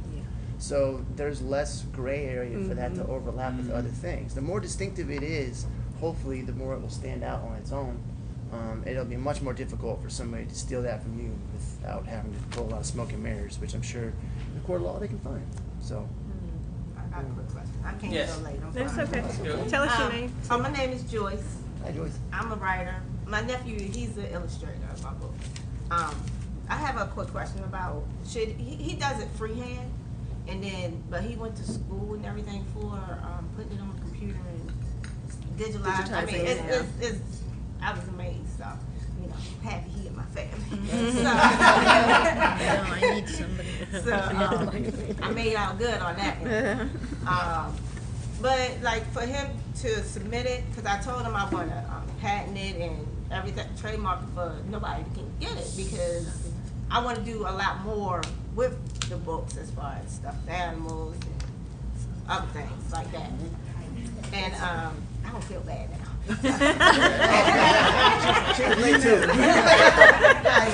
Hello, everyone. Sorry. It's okay. I just want to clarify something for the whole group. Yes. I'm going to interrupt Ms. Joyce for 1 second. I want to clarify, because she said patent, trademark, and copyright. Yeah. There's a distinct difference. There are differences. So just so you know, so everybody knows that a patent is for an invention, a trademark is for a brand, like Butter Pup, or McDonald's, or Burger King, or whatever, and the copyright is for your creative content. So I just want to make sure everybody's aware of that. Don't go try to get a patent on your kid's book. You gotta be novel. Now I'm doing other things. Okay, sure. I just want to make sure everybody's clear about that. Yeah. But do he have to submit his handwriting drawing, or should he submit the one that he did on the computer? Which one? You could submit Either one. the finished You can submit product. Oh, okay. Oh, okay. All right. Yeah, the one that's gonna go to market. Okay, Yeah. so just Yeah. Now, if you're gonna share your process, I don't know about that. Depends on how different it is from the finished product. Oh no, Yeah. it'll be the same. I have like a storyline in different Yeah. books, but it's like the same character. Yeah. So it doesn't matter the medium. Right. The medium doesn't matter. It just matters how different do they look and how they are. And you might benefit from doing the collective, Mhm. like Dan did and we did with the actual characters. We did a collective. Right. Well, we did ours separately. You did yours together.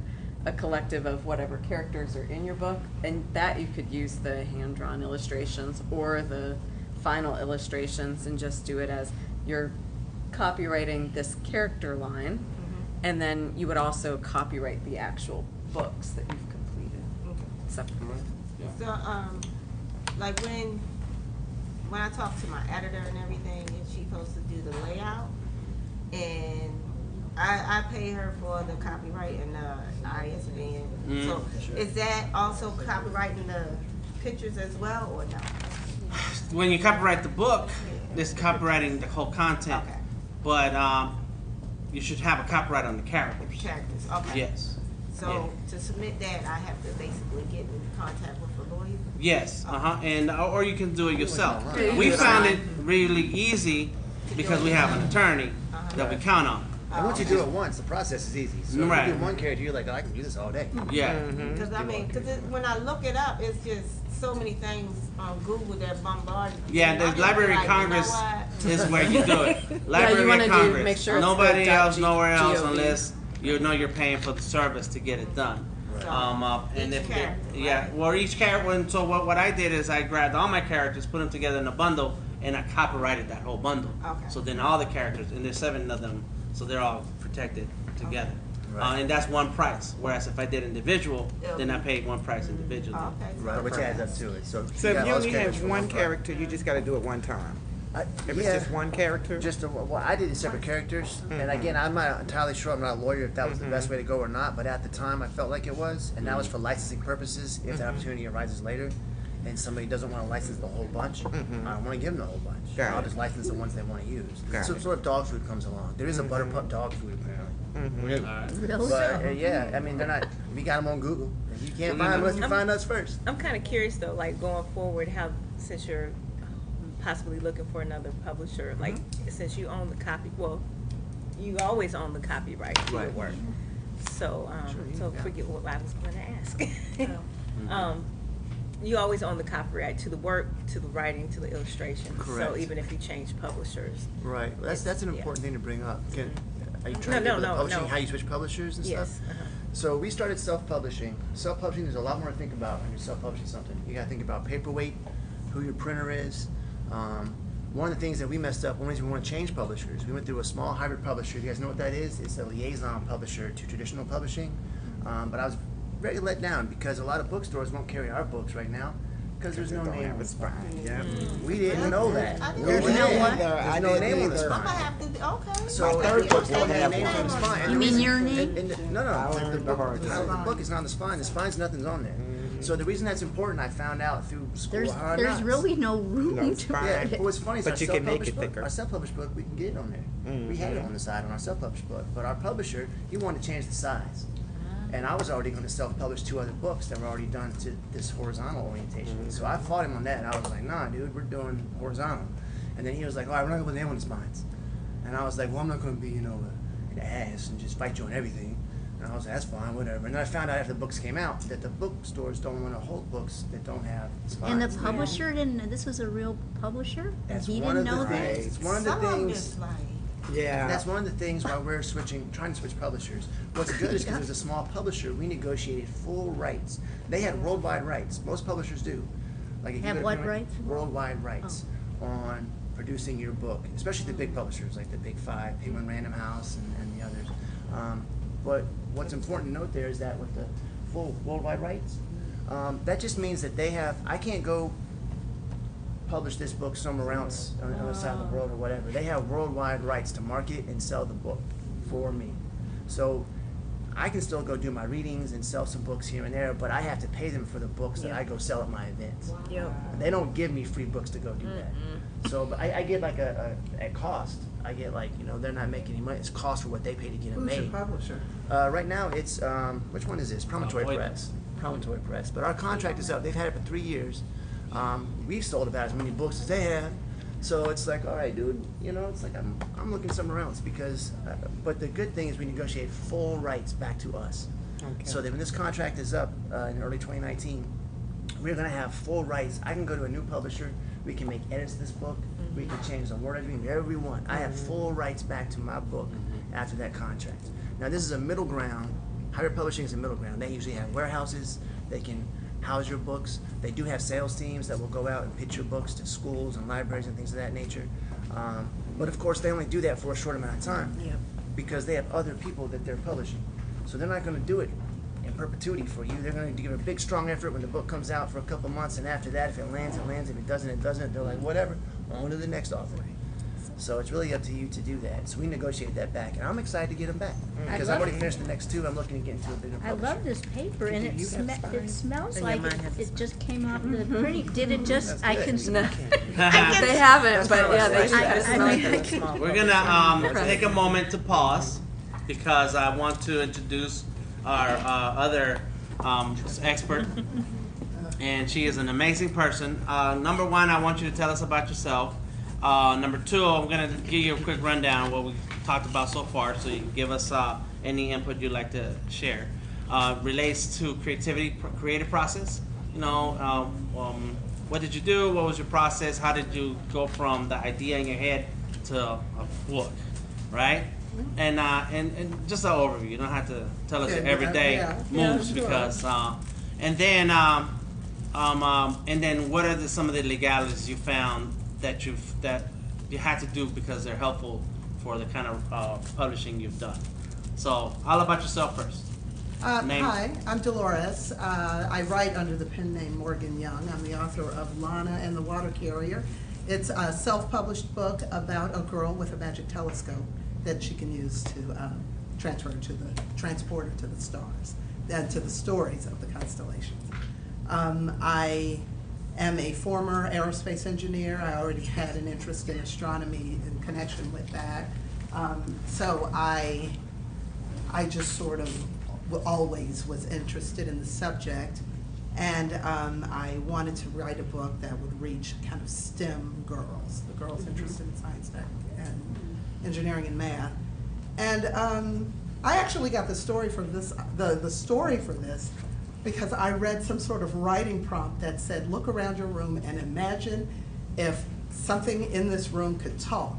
And I had a telescope in the room. And so I was like, and I started writing it up as a talking telescope book.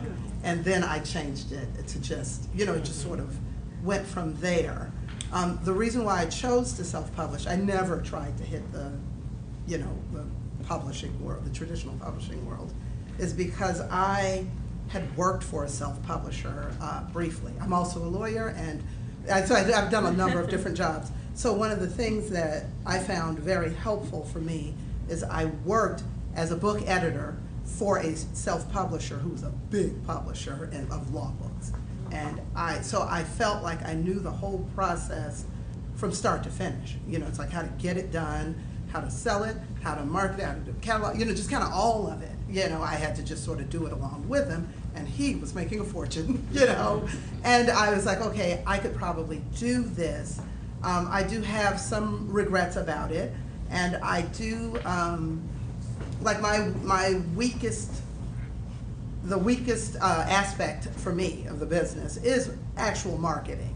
I'm more of I'm a sort of shy, so like I'm not always just out there going, whatever you got to do to market your own book, you got to kind of self-promote a bit, and I don't love that.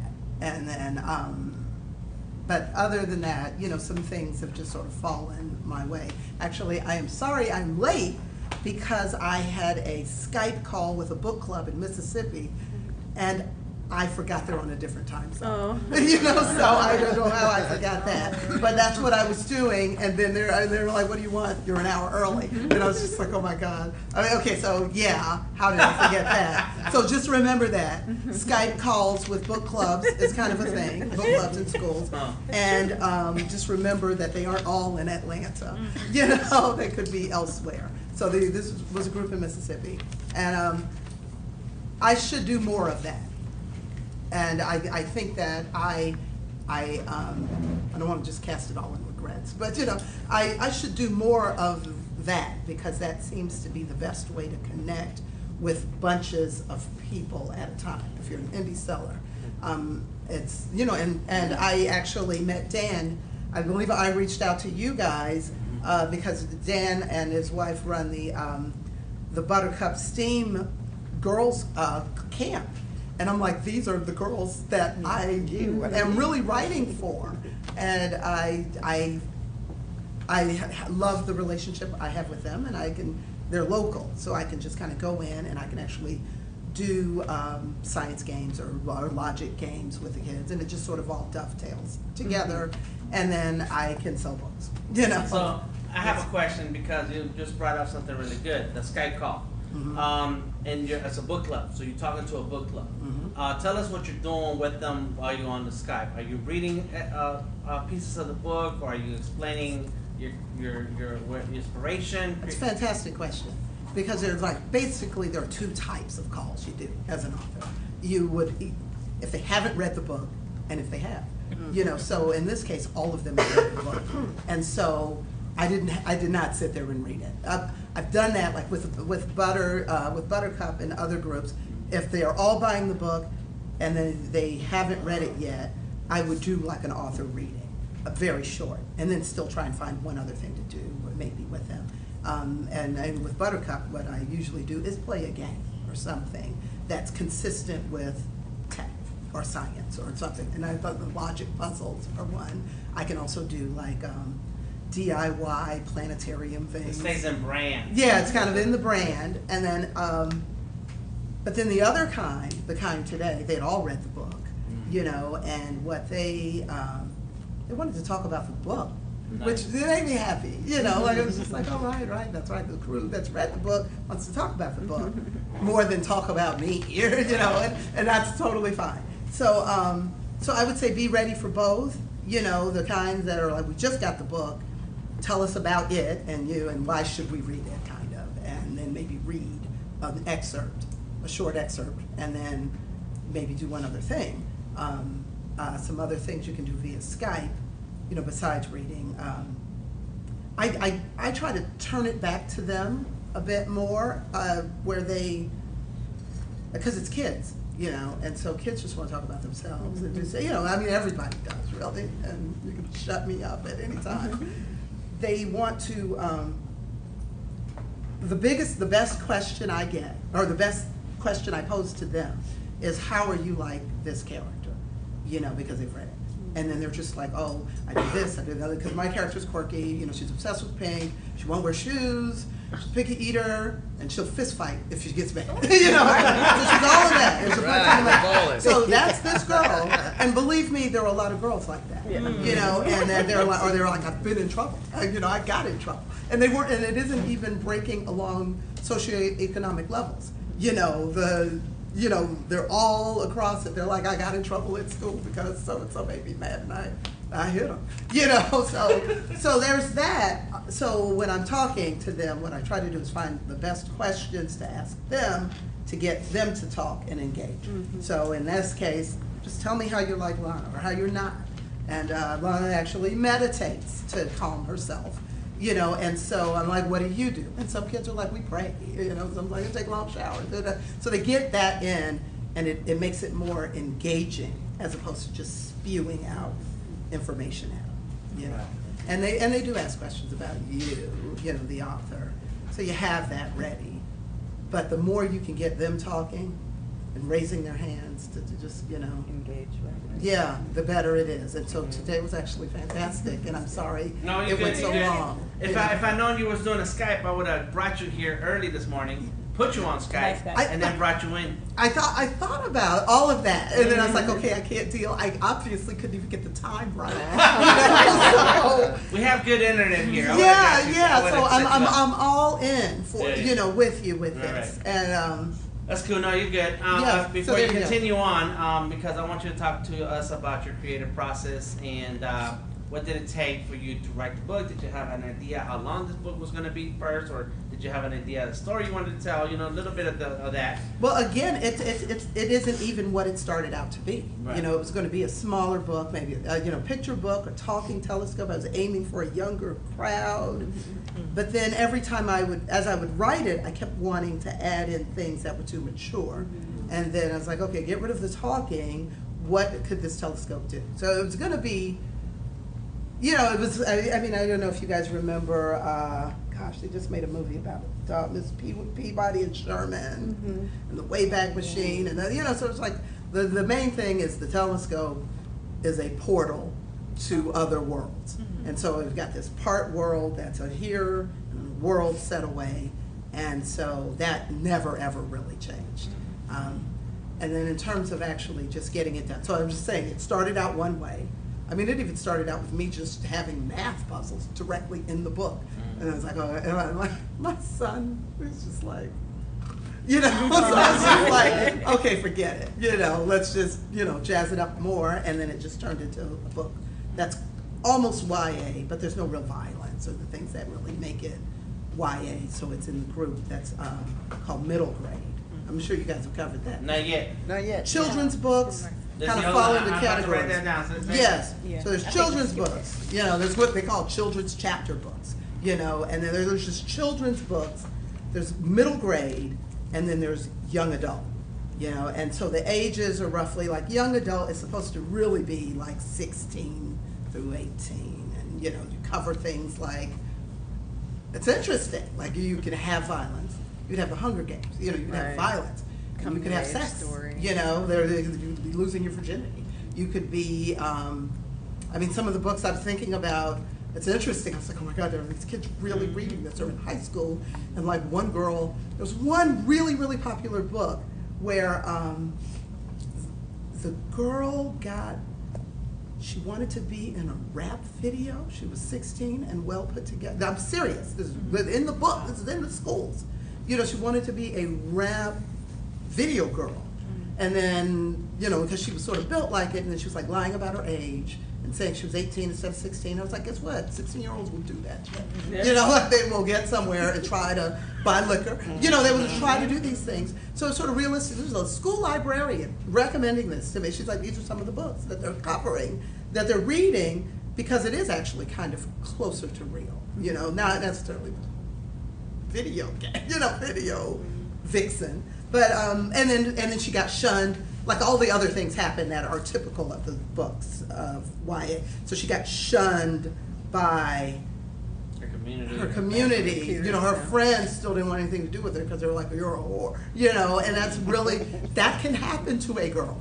You know, there's lots of ones where kids are struggling with sexuality. Like it's like if you're 16, you probably do know whether you're gay or straight, and then you don't want a book that's only about the straight hetero thing. You know, it is time for them to get that kind of book too. So anyway, that's kind of young adult.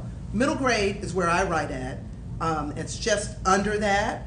My ideal reader is in the 5th grade. So it's like 4th through 6th, 7th, 8th, you know. But again, I'd say really by 14, the YA is kicked in, you know. So Harry Potter is classic middle grade. It's bigger. And then she did something interesting. Like as it went on, it got scary. Yep. And so it was almost like she followed her audience with it was interesting. You know, they got older. They got older, and the topics got more grim. Right. And so it felt more like a Hunger Games by the end. But at the very first book is smaller and very sweet. You know, Innocent. yeah. So it's innocent. And then under that, yeah. So there's like chapter books. There's just a couple of different types of books. So the biggest thing to know is your age group. Who are you writing for? And then how can you reach them? Can I give you one more thing about, yeah, please. Like one of the struggles, I really would love to come and just share my struggles and get strategies from others on how to deal. One of the struggles I have is the age group at which kids buy their own books versus not. And whether, you know, it's like, well, if you're not in the schools, and it's very hard to be in the schools as an indie writer, you got, you know, and I can talk about that, but, you know, reaching them is harder than you think, you know, because it's like you're going through the parents, and then the parents are usually just used to, at the younger age, they're getting the catalogs that just come home, you know, it's like Scholastic sends their catalog, you just go check, here's the money, and then all the books come home as younger. And then like older, the kids will just buy their own books. They're like, I'm heading to, you know, Barnes and Nobles, fewer and fewer of those. And they're just like, I'm 16 and I want the Hunger Games book, or I want the what's the late Hate You Give, you know. So they're buying that. The middle ground is a little harder because they don't want to buy books. Their parents are still kind of the ones buying it, and then you've got to reach them. So I have found more success with the book clubs and the camps, you know, and things like that. And that's going to be our market discussion. Okay. Which is good. Yeah. So just know that that's my struggle too. Yeah. You know. Good. Can I say one thing real fast? Sir. I want to piggyback what you were saying with all the questions you ask the children when they're reading. There's something called teaching guides that go with a lot of picture books. And usually it's just a one-page little sheet. And all it's intended to do is that if a teacher finds your book online, on your website or on your Facebook page or wherever, they can just print off that sheet. So if a teacher wants to bring your book in the classroom, she can not only print off that sheet to make it go with whatever lesson plan they have going, they can show it to their principals or counselors or whoever needs to approve them bringing these books into the classrooms, get that approved. And that teaching guide is a huge sales tool across the board. and it can bring in important questions and lessons from your Yes, story. and thank you for mentioning that. Is that like I have one, you know, I have a couple, like one for book clubs, the teacher guide. Perfect, yep. The thing that I found with the teaching guide, this is what, again, a thing I wish I had known before, you know, related to this, is if you're thinking you're gonna market it to the schools, you gotta do one of two things.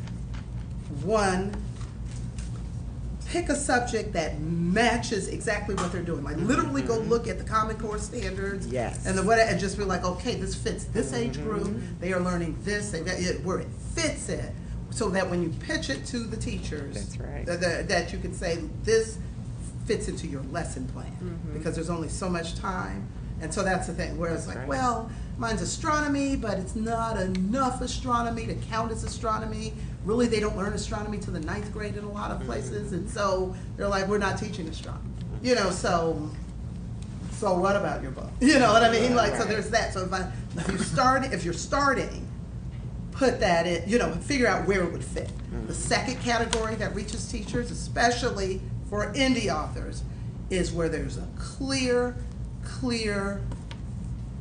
subject missing from the market. So they're only like, I can only think of one author whose name I can barely recall. No, two authors now. One writes, but it's indie, writes books aimed only at special ed kids in trouble. It's called like Nelson Gets Ahead or something like that. Sells to all the schools across the country because he is the only one writing books for kids who are in the, you know, whatever it's called now. Not quite special ed, but you know, like the troubled kid who also is not doing well academically is in some, that they will buy that. So that means that the libraries and all that will look and they're like, they're getting everything from Scholastic and Random House or whatever, but they're like, there's not this, so they will buy his book. There's another woman who writes independently. She writes, this is gonna be the last thing I say. Independently, she writes books for kids with, what's the thing where you transpose the letters? Dyslexia? Dyslexia, that's it. Man, Right. I did it for a book doing that too. Dyslexia. Oh man. So Gotta look that up. dyslexia is, you know, like who, you know, so they're all it's all letters that are harder to transpose. And so it actually, because it's like you're still not preaching to them, you gotta entertain them. And so she's writing books that are for dyslexia, and every school's got 10 dyslexic kids. So you just sell them to every school in the country. Yes. That is, and so there you go. Is it the subject matter that appeals to dyslexic kids, or is it written, do they write it from right to left? I don't know, right? I think it's written the Or not regular use way. B's and D's? Yeah, 'cause but those- it's fewer. Yeah, like someone probably goes through and just make sure that they never use the word bad, And there's you a- know, or something. There's a special font, I think, called Dyslexia Okay. that has weighted. It's like the way the text is weighted on one side. It's thicker. Thank you. Oh, It, really? That's it probably it. helps I didn't know that. I'm dyslexic to a point, but so you know. so it helps when you read. It's kind of tricks your brain from flipping things because it's weighted on one side rather than other text that's more balanced. She is the only one in the country I see doing it, and therefore she is selling to every school in the I have country. one in process. Just There you started. go. See, there you go. So I thank didn't you know for Try the that. that. font. good. Look There- up the But do you font. see? I want you to catch the commonality is you've narrowed, you're going narrow, Yeah, the niche. and then the niche, and that they don't have anybody do it. That's it. So she just walked into Are we all the gonna be market famous now. Yes, now? you Okay. We started, Okay. since you went into the product, you know, like different, this children's, chapter books, children's books, middle grade, YA. Yes. And I keep hearing word picture books, so if somebody has an Yeah. answer, what is a picture book? Yeah, the picture book is like just below the chapter book. Yes. Yes. So, you know, it's just age groups. And, Okay. you know, so the kid. My grandson, he's 3 years old, so he. Picture book. So, That's so, a picture yeah, book. the Yeah. picture Does it book. have And then there's less something words, called more board pictures? books. Yeah, Board right. books Like below these. that. Picture The book 2-year-old books? gets a board, but the book that, it's all cardboard. So that is you cool. know. Yeah. Yeah. Yeah. Picture books so- are generally books you would read to kids at bedtime. Yeah. Like younger, Yeah, you know, that's you're looking beautiful. at. And they should also be able to read the pictures too, Right. because Right. they can't read the words. So, Yeah. so that's how the reading actually Oh, that's so begins. pretty. Ah. So the illustrations are really important in picture books. Right. Right, that is the thing. Is that your One of the That things is- I've learned No, it's about not. picture I wish. books too, Oh. just for everybody's Debbie knowledge, Allen. like picture books, Oh, Debbie Allen, I know her. there's easy readers, which tends to deal a lot with like sight words and things of that nature, where the kid is attempting to read the book with you. And there's picture books such as this one, or where is it? Not Night Before Christmas. What's the other one? Night before first Night grade. Before Christmas and all that kind of Oh. stuff. They're Right. usually Night very lush Before illustrations, and that one rhymes. But there's other exceptions where they're very wordy and they're longer picture books. That's not easy readers. So within the children's book or picture book category, there are certain little categories that are geared in certain directions I see. based on 3 to 5 year olds and 6 year olds. There are breakdowns inside the breakdown. Like Like easy fractal. readers, are you Yeah. just telling a tale so the parents can read to their kids and build a moment for the parents and their kids versus a kid by themselves with the easy reader, like Yeah. today was sad, that kind of stuff. And then the board books is a different one because the infants want to gnaw on the book. You don't want to gnaw on this. All So, right. so let me ask you a question. So, with the because mine are children's books. So, do you want to include words that they aspire? Do you know what I mean? Like not baby words. Like say, for Challenging. instance, you have a 8 or 9 year old. Do you want a word, or is it feasible to put a word that will have them to say, "Mommy," Need to learn about it. Is that good or no? I've always been told that children read up. Yep. Right. So you should. I mean, I think they're naturally going to gravitate to it. a level that's higher than where they are. Right. Because a lot of times they'll see, illustrations, or they'll see subject matter that is their age, and they won't go to it because they. It's not they're- challenging? Yes, it's not challenging, but it's where they are. Right. And we're always aspiring. So. Gotcha. Yeah, I That's what think I've it's, been is told. it 2 to 3 years older than what their age is Yeah. what you're writing to. And that's Yeah. good. Okay, good, Right, good, good. thank you. Right, the Good. protagonist is usually 2 to 3 years older than Okay. the person you were. Thank you for They have to look up to a hero. Okay, Yes. Right. got it. So I write for 10-year-olds, and my protagonist is 13. Got it. Okay. yes. Hmm. That is. My protagonist is a gorilla. Uh, Oh, you have to- Ivan, what is it? Ivan the Terrible? Wasn't that the big picture book? Okay, no, sorry. The gorilla? Yeah, no. He's a gorilla. So baby gorillas are reading my book. Yeah. There you go. That's cool. So all right. So let's find where we are right now, because we started talking about the creative process, and then we went into legal. Right. So did you copyright your book? Did you copyright Yeah, the I manuscript? did, but not the characters. Like, 'cause, I've changed the book cover. I'm not married to a whole lot. I find that almost no one is trying to steal. Your book cover. Yeah, so I haven't killed myself about it. But I don't write a picture book, so the illustrations don't matter. My original book cover barely had an illustration. So the manuscripts get yeah, copyright, but like you can just, I don't want to, because I'm a lawyer, I don't want to say anything that sounds like legal advice. Okay. No wonder you're like. So I'm like, okay, go and talk amongst yourselves. I'll interrupt if I think it's just wrong. But I did everything you're saying is fine. So it's fine, But okay, tell us what I'm asking you. What you did? Did you Not copyright much. your manuscript? Yes or no? You to do so, all you really have to do Uh-huh. is just say so. Right, You right. know, Copyright on it. and- yeah, 1995 and copyright. Yep.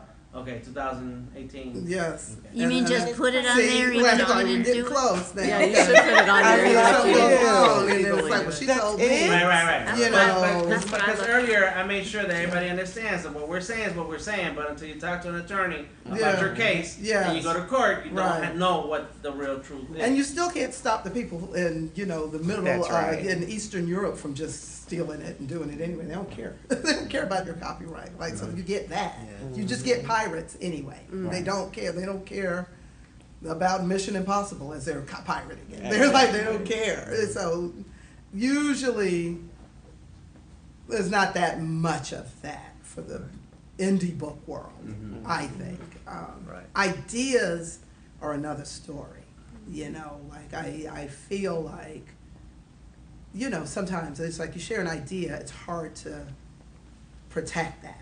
So, my vote is still usually keep your ideas To yourself. until yourself until you got it documented somewhere. protect yourself. Yeah, Right. that So is- you should protect yourself. Yes, You but encourage. the effort to do it is not as great as I think people think it Mm-hmm. is. Right. That's my Definitely. feeling. All right, well, Letterbox Legal, Deborah Letterbox Gonzalez, and if you want to hire her for legal work, you know, she won't talk unless my she license gets is in checks. Maryland. I don't need to Check. practice in Georgia. Yeah. What part? I'm Nathan. Annapolis? Yeah, it's Silver Spring. Oh, okay. Where? Mitchell. Yeah, yep, I know, I got lots of friends there.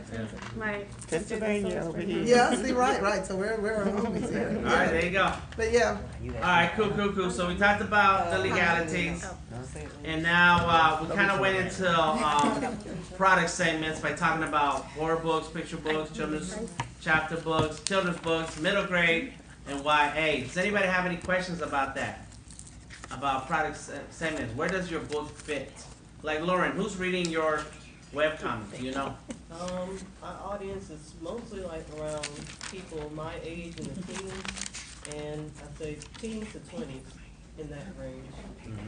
So when it's time for your book to go to market, that's what you're gonna think about to your audience. when you're putting that stuff together, right?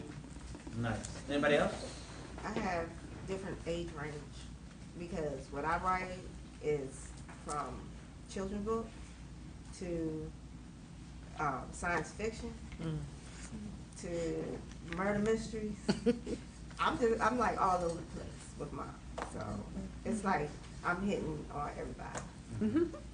And so you have several books, Yeah. several things you're working Which, on. which, Go ahead. I was just like, which one do you find is selling the most? Oh, well, I got 3 that's in editing right now. I got 2 children's books and 1 a murder mystery book that's in editing now. And the part 2 of the murder mystery books I'm working on, and I'm writing the sci-fi one also too. So when those become Stay published, busy, though, you huh? gotta market those in a certain way depending on your demographic. Yeah. Every marketing plan is gonna be And you different. can see for each which other. one is the one. A lot of people say they start off that way, and then you just start figuring out what sells the most, you know. Yeah, and how then- it does. and then they Because just- it's yeah. different marketing from like, I talk to a lot of hospitals where I can bring because I'm writing my children's books about my grandkids, but they're sea animals. So therefore, they're gonna be in there and they're gonna help basically read their books to the sick kids. And What's CMs? You said CMs. Sea animals. Sea animals. Oh, sea animals. Oh, okay. I was like, whoa, I never heard of CMs. All right, cool. So I mean, they're gonna be reading to mainly like the little kids that's sick, and you know they characters themselves. So it's like they're really outgoing and outspoken, and they're not shy whatsoever. So it's like that, and then to their schools. Whenever my editor just get off her butt and do what she's supposed to do. Okay. Just waiting on her right now. So in regards to That's part of the game, marketing, innit? You work, and then you wait. I be on Work, look, and then you wait. Hello? Hurry up and Yeah, let's talk about marketing. You was about to ask a question. yeah, Go ahead. question. So my first 2 books, I put them in on consignment. Has anyone done that? consignment. consignment. Yeah, we have a little bit. And it was good. They sold pretty good, and I have them in like 10 different bookstores across the country. And but I don't know if that's a good thing, and I guess that's what I'm asking. All under consignment? Yeah, All across the whole nation? 10 different across the bookstores? country, 10 different bookstores. Everybody's different experiences. My experience with consignment's been so-so. I mean, I get paid for it, but What percentage? I think they was taking like, my book was $12.99. They were taking like $3. But consignment, they didn't pay you any money up front, Yeah, right? Is that that's good? pretty good. Yeah, that's really good. But they didn't pay you any money up front, though. So when you ship these books to them, Mhm. they're paying for shipping, or you're paying for shipping. I pay for shipping. And then You have to over a ship period of it. time, And then their ship they- goes back to you. The inventory Yeah. they ship back to you, You have to get a pay chance. for it. But you're paying for it to get shipped back to you. But what if I had 10 of these books on the shelf and it gets all dinged up? And 4 of them get And damaged. 4 of them get damaged, you can't Right. sell these now. Got Is it. there a way to protect yourself against that? Have you done that with the contract? That I don't know. That's I would usually ask- the That could be biggest a complaint a against tax consignment. issue, though. Mhm. I mean, Right. you could, Because if you have declare a it's- loss in taxes. Yeah, that Gotcha. inventory and all that If stuff, they get right? dinged up, If they Yeah, if they're become damaged- If unsellable. they're damaged books. okay, Yeah, got you it. can't sell them. Nobody's going to buy them from Right. you now. So now Right, it's they're just a a waste loss. of a So book. is it not a good idea, consignment? That's why We a keep it publisher local. would Yeah. probably say it's not a good idea Okay, because got it. you have no control over. They have you have no recourse Right. if they damage your books, and nothing happens to them if they damage Well, I your books. just So they got could just one take them, that- throw them in the trash, and Yeah. All of the bookstores, out of all, they sold them all the bookstores. Awesome. But one of the bookstores I got, they sent me 2 back. I had to pay for the shipping for it.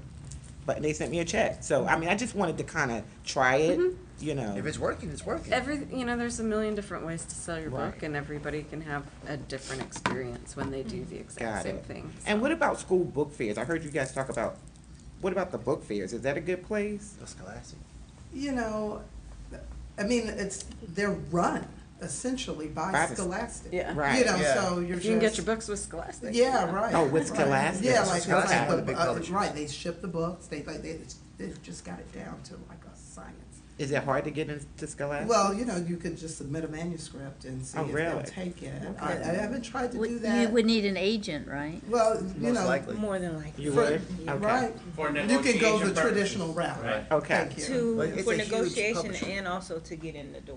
'Cause, Right, yeah. and I don't know For them who's to even editor and publish, for them to even see you. To consider your book at all, you gotta get through an agent. You have to get an agent. Is Usually. it hard to get an agent? I would say so. If you find it's easy, please let us know. Yeah.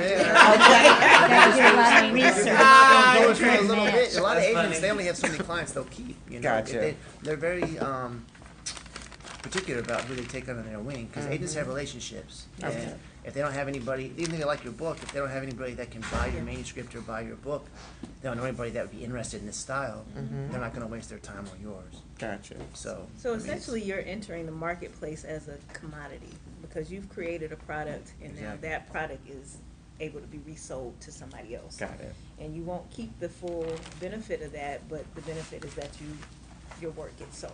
Got it. So, so it's just a different way of looking at it. It just depends on the route you want to take. Got it. So, Yeah. so has anybody like approached bigger corporations like say a State Farm or Kaiser Permanente or Kroger or something like that? Because I know I've been to different fairs and I've gotten children books as a free giveaway. So somehow those books are getting to those corporations. They decide it marries with my nutritional Right. message and gives them, and they decide to I've buy a something whole like slew of them and give them away. Yes. Yeah. I mean, I'm still kind of early with my, I feel like I'm premature to speak on this. Oh. But I am in talks with Lockheed Martin, which is an aerospace company that's got money for, promoting girls in Sponsorship engineering. and stuff. Yeah, I was thinking but it's very early, and really it's mainly because, one of my best friends works there, so. Good to have friends. Yeah, but, It's a great path if you've. if you can make it Can make it work, work. Yeah. and then, thank you. So marketing, I want to touch on a couple things. Did you want to? No, I'm good. Okay. I'm good. Can you please sign in? When it comes to marketing, here's what I'm finding out that I want to try and do more of, and that's the storytelling. And TeMika starting a series out in Covington. What is it? Out that way. In DeKalb County? DeKalb County. Yes, the storytelling fest? Yes, the storytelling workshops, so you can get better at telling your story, telling stories. And by the same token, and with the same mindset, what I'm trying to do here is create a resource for you to come and add live streaming to your marketing. Pass it on to people who have not signed in. So that way, you can reach more of your market, because what I'm hearing and what I think is something that's going to be really helpful is with the Skype, talking to groups and people instead of you traveling and being there and spending all your money trying to sell 5 books every weekend, is you broaden your market by using the power of the internet. And so we can get into the practice of telling the story that you're trying to tell in the book, but do it in the spoken word. And I forget your name, but you mentioned if you were to read out Curtis. If you were to read your story, then that engages the audience. And yes, there's an element where you're giving some of the content for free, but I don't think that you will lose a sale. I think what's going to happen is you're going to gain more fans who then will talk about you, who then will tune in when you're live enough times that, like, you know what, she is taking 5 episodes to tell the first chapter. I'm going to buy the book because I need to just go ahead and get on with it. And so I feel like that's something that's going to be a part of the way you market yourself, is build your audience so that eventually you'll have a publisher saying, you know what, we'll go ahead and put your book in our thing. We'll put it in Scholastic because we know it's going to sell because you already got, 100,000 people following you now. So that's something to think about. And while you're thinking about that, I want you to know that what I'm going to do here, and I mentioned this in the beginning, but we have other people who showed up since, is that this space here is a live streaming studio. And so what's happening right now, we have iPhones capturing, and we have an iPad who's bringing all the video that we're capturing. And I'm not right now, I'm just recording. I could stream it live. And so the difference between you streaming on your iPhone or through a webcam and what we're doing is that we have multiple cameras. So we could have one person, and I'm interested in TeMika doing this part, is she's talking to an author and the author is responding. So now I'm behind the scenes with one camera on each person and then another camera that's capturing the whole thing. And then I'm capturing what's on the PDF, the pictures, and so on, and all of that's being rotated when somebody who's watching the live stream can see all these different elements play out versus just somebody sitting on the couch reading out loud. And so that's what I'm working on. That's what I want to do. So if you're interested in talking about that, just stick around. We'll do a tour of the space and talk about it. But to me, I want you. I want you. Same. Let's go. And so it's not long term. We're not gonna sign you up forever. It's something that I want to provide. I want to build my brand. I want you to build your brand. Together we can make that happen. And it can be 5 episodes. It can be 20. I don't know. It can be till you say, you know what, then I'm good. I know what I'm doing. I'm out. All right, cool. All right, because I want to keep a rotation going. All right, so that's marketing. Anybody like to add? Because you've been doing a lot of readings.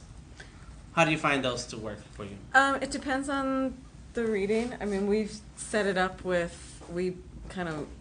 Miles went out and talked when the books first came out with elementary schools local in the area. We sent out postcards. I don't know if any are on the table, but we had some postcards that we mailed off to get the teachers and the schools interested in our books. We also went to daycares, or you went to daycares, mailed things off, and then set up book readings, follow-ups for book readings at their schools. It's hard work. I mean, you have to do the research. I printed off all the Atlanta school lists for each county. I got on Google, looked at all that stuff, used up all my ink in my printer, printing all that stuff off, so I knew which school was which, with the address and everything. Now, that didn't give me their contact information, but it gave me a phone number, an address, and the school name. At that point, I went in and with the addresses, sent off all the mailers, and then I called about a third of them, I guess, as follow-up, like 2 weeks later. Got a few readings out of it. If you're self-publishing and you want to market your book, I mean, there's no other way around it. You have to get out there and pound the pavement and go to festivals and go to schools. And one of the biggest challenges that has come up for us, and it's not only a challenge anymore, but it's I know you've done this. You find the people don't just go to the schools and libraries. Find the clubs or the groups of people that have an interest in what your book offers, not just your book. Mine's purely kids, outdoor play, all that kind of stuff. It's right up. It's a very familiar lineup, but yours is more about space, which it'd be great to go to like the space clubs and young astronomers clubs and Fern Bank. I had all that kind of my stuff, right? first book signing at Fern Bank. Hey, Did you really? Yeah. Outstanding. That's awesome. Neat. Good job. But my experience, and it's weird because I'm a naturally outgoing person, but I don't have any kids of my own. I was raised around kids. I was the oldest of 5. So when I initially started talking to the children, I'm fine, like just joking with them and having a good time. And I started reading the book. One thing I would highly recommend this day and age, a lot of the school classrooms, in particular that I've noticed, are becoming high tech. They have screens. It's so much easier I'm lucky I have a teammate, and you may not have that, but if you have a clicker or a lot of teachers, they'll offer to help as well. Get your illustrations scanned in individually, and you can put them on a PDF. So as you're reading your book, if there's 2 of you, the teacher or your partner or whoever, when you're reading the book, they turn the pages. So, for example, like if I'm reading to 30 kids and then they all train together. In the Chip and the Chipmunk Force, especially fans. And then you gotta walk around the whole room. And then by the time you get back to the second page, this kid over here is like, I don't even care anymore. Exactly.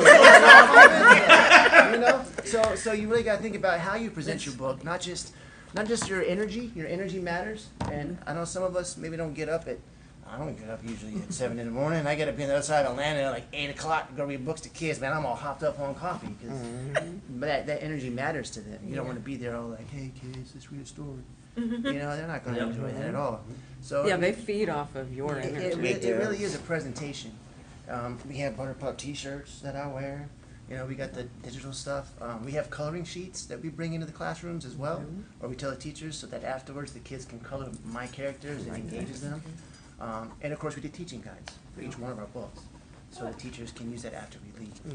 This is all part of a marketing plan, and it's a diligence thing too. I know some weeks you're going to be so energetic, you're like, yeah, you make phone calls and all that stuff, and the next week you're like, I don't want to do that anymore. But you got to give it a chance for it to kind of start rolling. It's like pulling a train out of the station, at least in my opinion.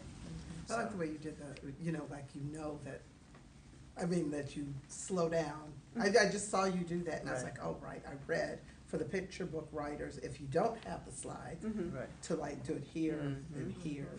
Because everybody wants to look. Right, but they're like, most people come and they go, ah. They're like, no, don't do that. I can't see it. And you have the one kid in the back, like, I didn't see that. That one story's off the rails. Right. They're like, And then they lose interest. They're like, don't do it if you got a picture book. Is it a bad Stop, idea stop, to pass out the books to each kid?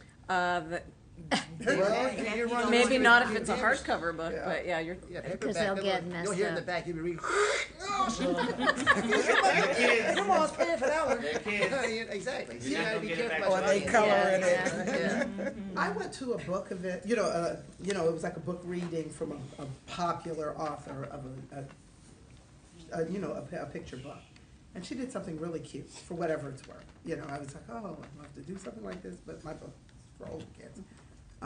It's called How to Trick the Tooth Fairy. The author is actually the daughter of the author of all those Dork Diaries books. And so she, she's a co-author of those, but then she's got her own. She did the slides, it was a big thing, it was the Decatur Book Festival. She did a big thing with slides up there. I mean, there were just hundreds of kids. And she had an activity. Like, it was something like a frog, and so she had like a paper bag frog for each one of the kids. It's really that simple stuff. So it was like the paper bag, and they were all green, and then you could just put your glue the googly eyes on with stickers and something that the kids get an activity to go with the picture, right? They engage. Yeah, and then they engage. And that's why we did a coloring sheet. Right. Yeah, or the coloring sheet. That are specific, a lot Yeah. of them are specific to the individual book that we're reading, or, we've thought of other activities, but it all depends on how much time you have in each classroom and what your teachers will allow you to do. Yeah.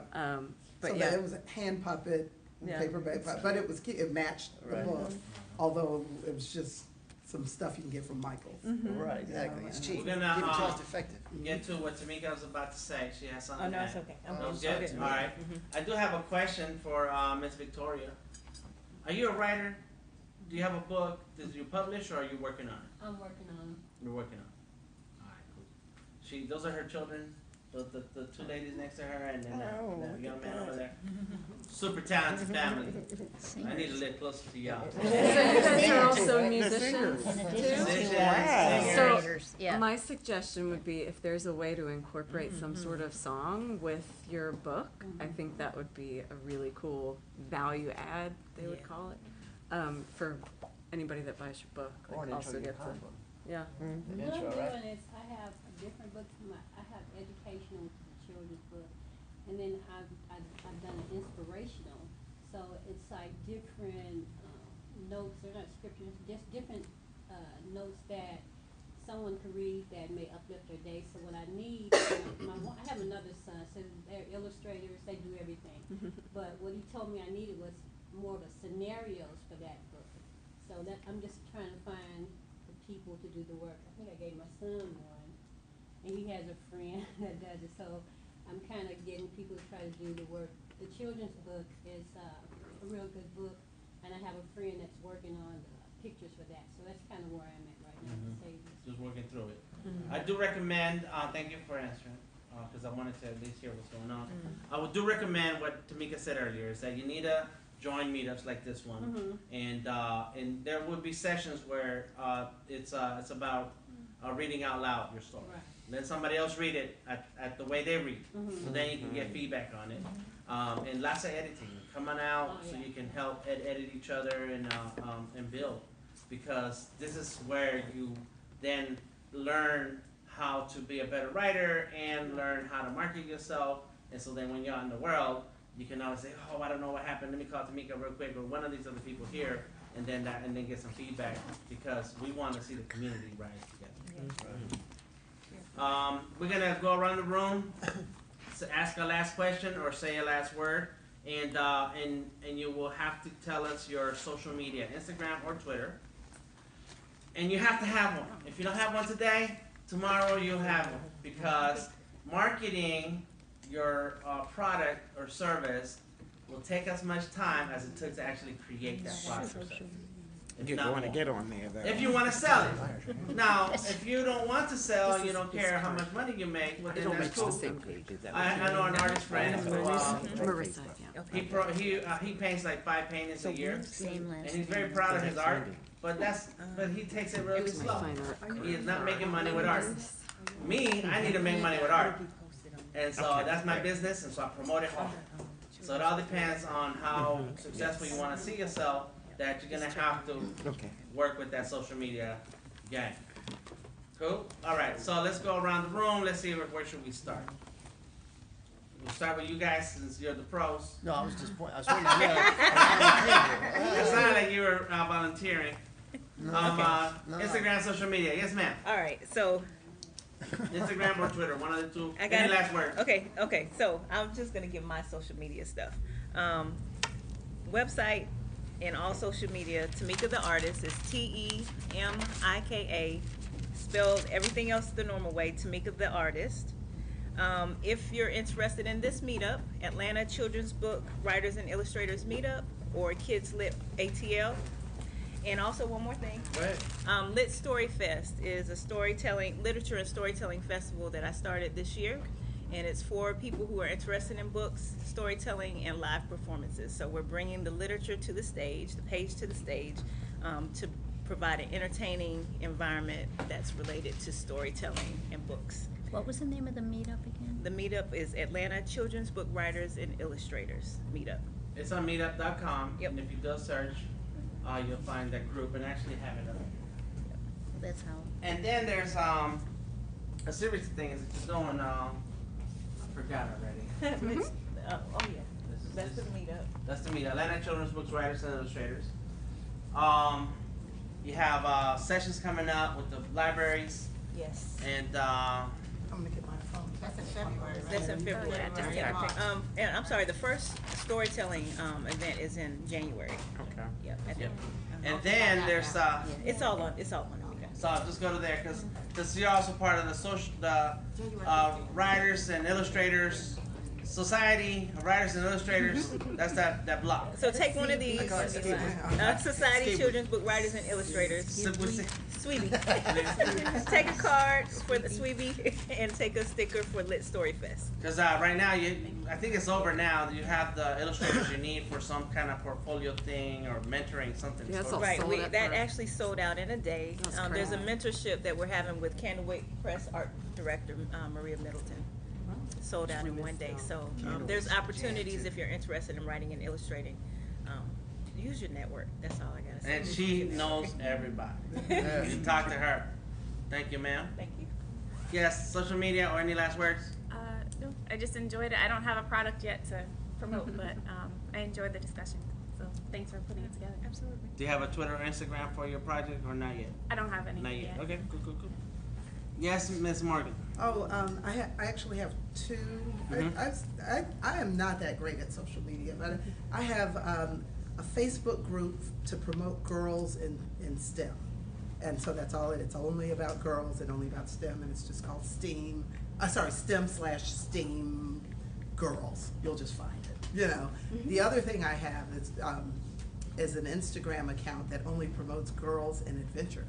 So it's only pictures of girls doing adventurous things like, you know, horseback riding and things like that. So it's like just this so girls can see themselves doing that, and that's called Lana's Adventure Girls. There is one thing I would like to say, it's like kind of final words. I don't know if you guys covered it before I got here, but I've had not enough success at like reaching out to the press, but I just put a press kit together at the advice of a PR person. So I wanted to show you, if that's okay. Yeah, Can you just go to the Morgany Young Books Facebook page, morganyyoungbooks.com. Sorry, you know, like. Oh, the website? Yeah, the website. Yeah, that's, you know, that's my Facebook page. So it's Morgany Young Books, and then, let me see where it is. I think I buried it so that no one would see it until I was ready. It's a secret. Yeah, it's, well, you know, it's down at the bottom. There's something called a press kit. Oh, there you go. And this is what I used for Lockheed Martin. You know, so it's essentially a media kit that just says kind of like who you are and all that stuff, the details about the book, who it's for. This is so you send this to the press so that you don't have to talk to them. If they want to write about you, they can just write about you. You've given them all the information that they need. And so, so there's definitely, you know, just book detail, what's it retail for, where to get it, and then, you know, some reasons, you know, why they should like it. But the main thing, and then about you. So it's like, are you selling yourself, or are you selling the book? Kind of what is it, you know, that they would want, that their readers would find interesting. And then the last thing on that, whoops, these are just, you know, you give them pictures so that you give them, you know, JPEG files so that they don't even have to contact you. It's like it's understood that they can just do a story on you or your book, and take any one of those pictures and do it without even talking to you. That's what a press kit does. That's what it does for everyone. That's what it is. And then, and giving them story ideas.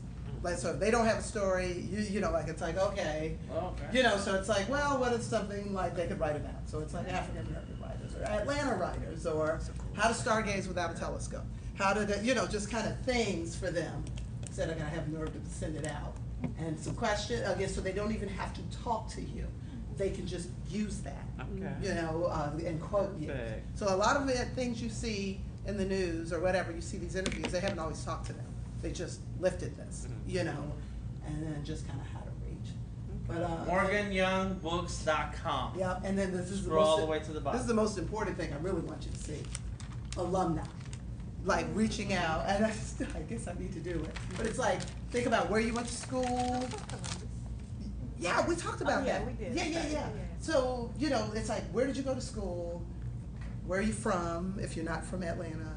You know, just all these different newspapers and news entities you could actually reach out to. And I guess I better do it. So I can't say I'm that, you know, but a PR person was like, help me put this together. And she's like, then you just mail it out. You know, but it still helps to have something newsworthy. I'm gonna copy everything. Yeah, so feel free to visit the site and see. I'm gonna go do I already Yeah, I mean, because it's like, and it's printable. You know, like you just print it out. It's a booklet, and then and there are also one-sheeters. That's what they call that. They're the one-sheeter. So depending on where you are, you might just only want the printout of this. That if I'm going to show up somewhere at a festival or something, I have one sheet. I can just pick one, you know, and then just that's it, and then just print off 50 copies or 100 copies and just, you know.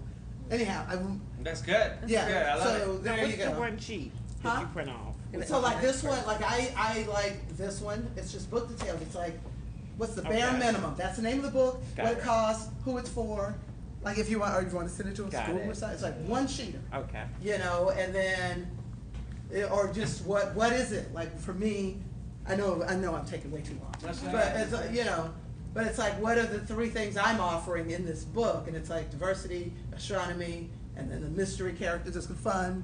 So it's like that's a one-sheeter for people who need to be convinced, maybe a little bit more. Sales sheet. That this is a sales sheet.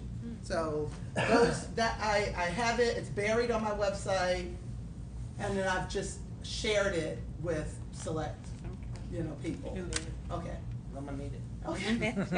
Yeah, but it's just buried at the bottom. The rest of the website is just whatever. But that was, you know, that was the big thing. Nice. And then well, I was just sort of making sure there was something else I might have. Yeah, to say who you were. So it's like, okay, book clubs, festivals, the planetariums. That's you guys. Yep. You know what I mean? That's my I wife. think that's a Ferd Bank one right there. I took that. These were my beta readers. Yeah, you took that picture. And yeah, so for whatever it's worth. You know. Leave it. Excellent Okay. job. Oh, sorry. I get just, it. Yeah, okay. Oh, yeah, see, like, I don't know where it is. Leave it. Yeah, so, Yeah. but you gotta have the nerve to send it out. You know, like it feels Exactly. weird. Self-promotion Self-promotion is is hard. very hard. Yeah. That's true. You know, very hard. You gotta train yourself. It's like, but Yeah. you have to look at it as an actor. Like you're moving into an acting role, Yeah. and then don't think about yourself. You're thinking about this persona. That's how I Yeah. like to tell people, because I'm a very outgoing. It doesn't. Yes, There's no yes, problem for me. Yeah, But me for not everybody's the same. Ma'am, your turn. Okay, I have a. Thank you. A website that, you know, that I just did on my own. Uh-huh. You know. So it's J.E. Wilson Enterprise .wixsite.com. So y'all go subscribe. J.E. Wilson Enterprise, and then other letters after that? WIX. Wix. Wix.com. Oh, Wix. Oh, I see. Yeah, .com. So y'all go subscribe, you know. And is that? Do you have Instagram or Twitter? No, I don't have that. Okay. No I need problem. to get, I was gonna do all that once I. No worries. We'll have a Instagram, Twitter. Can you spell that? J- Wilson with two L's. It's probably one enterprise.com. Enterprise singular Yeah, yeah. dot Back. Enterprise. Did I misspell it? SITE.com. .com. Is it Enterprise? Enterprise. J.E. Wilson Try it Enterprise. without the Wix though. Yeah. You may not need the Wix. She Dot said com. wixsite.com. Yeah, Oh, it's Wilson WIX. Site.com. Yeah, Okay. .com. No? Yeah, it's Want me to probably type it? .com. Yeah, you can try it. Please do. Yeah, I like to keep track. Awesome. Marissa.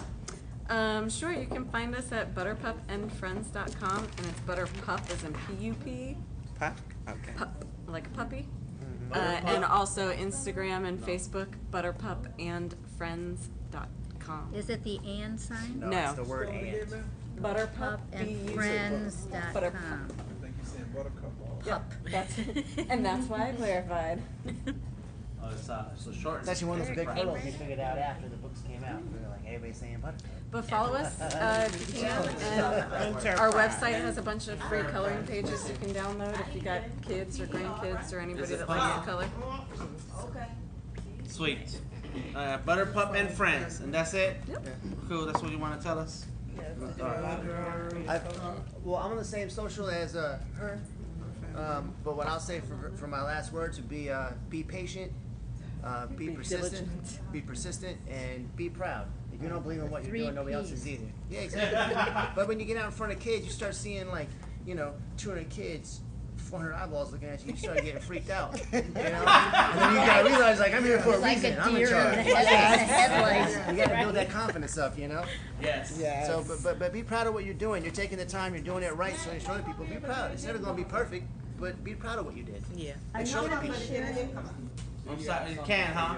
I don't know why No, but I'm gonna email everybody.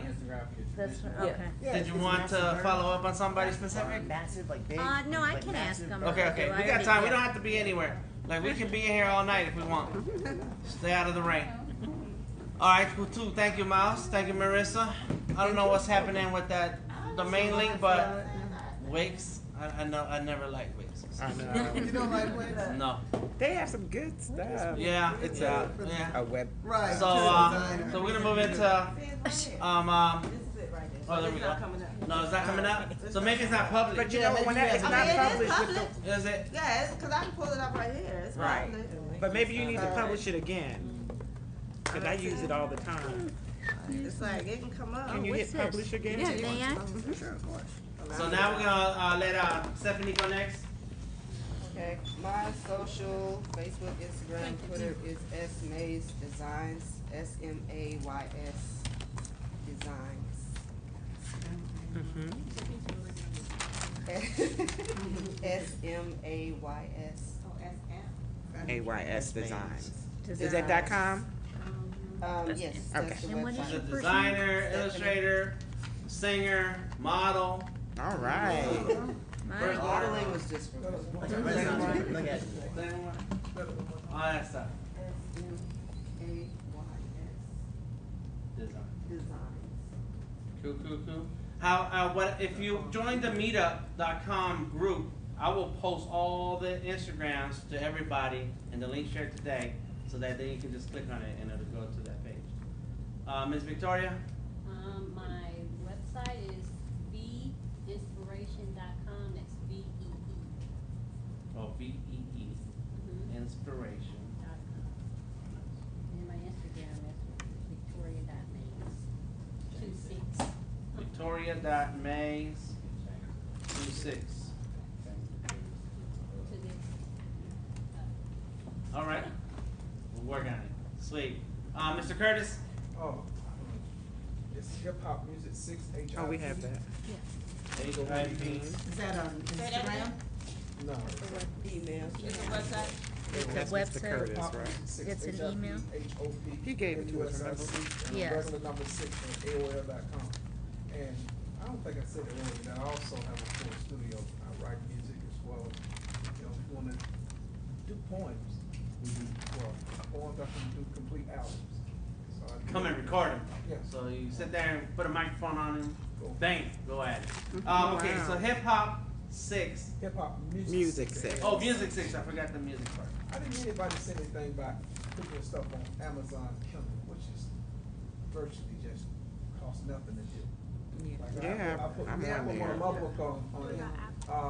What my father told me on his deathbed is called The Way You Get in Heaven. He told me how you get in heaven because he died 3 times doing an operation. All right. So it's on Amazon Kindle.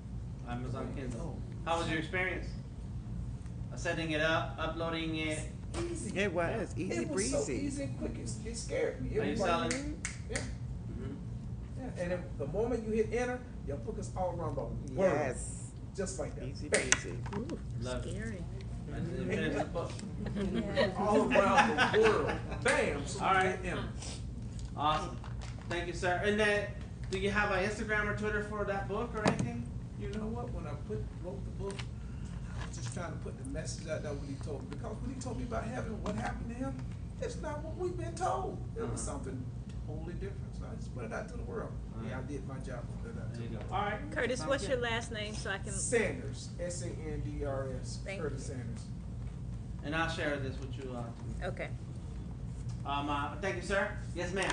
Alright, well, my social media, my website is roboticpastries.com, and all my social media is on there, but individually, my Tumblr is Artist Block Alley with dashes in between each word. Instagram is the same, but replaces the dashes with underscores, Artist Block Alley. And, yeah, all of that is linked to my website, that's a lot, I don't know why. Yep. What's So your just first name? Different names. Lauren. And then my Twitter is dog22322. Just go to the website. What? Go to the website. Yeah. I already say, like, just go to the website. Lord have mercy.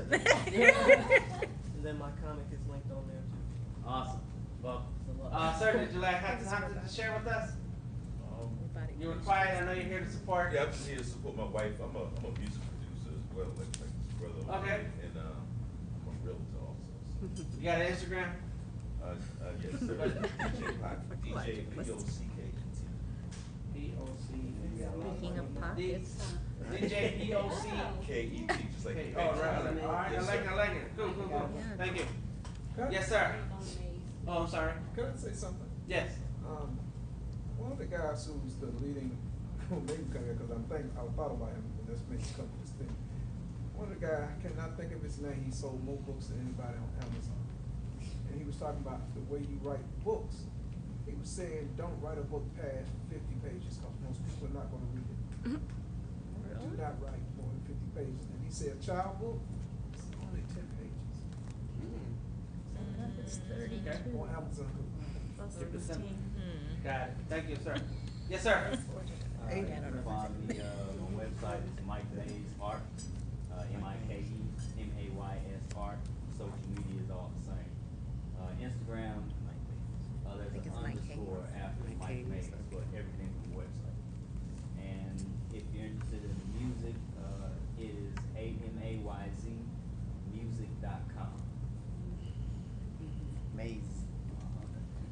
Amaze, cool. And they go live every First first and third Friday. every first and third Friday. Yeah. Amazing. Thank you, sir. Hello. Hi. My writing social media is it's my maiden name, which is Greek, so bear with me. It's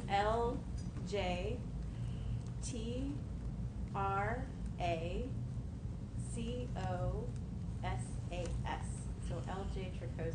That's what I write under. All right. And then if you SAS, yeah. And then if you want, my editing Twitter is managing editing. So managing editing. If you want to see what editors are. And what's your Yes. first name? Leah. Awesome. I love it. Leah? Thank you. And so you edit books?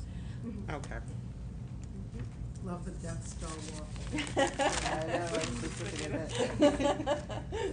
Thank you. Yes, ma'am. Yes, my name is Chiquetta McManus. My website is worldstodiscover.com. I write children's fantasy adventure books. I also have a Facebook group I started years ago when I couldn't find a place to post my books. Children's books by African American authors and illustrators. It's a group I started years ago. So anybody's welcome. Everybody posts when they're looking for books. Editors.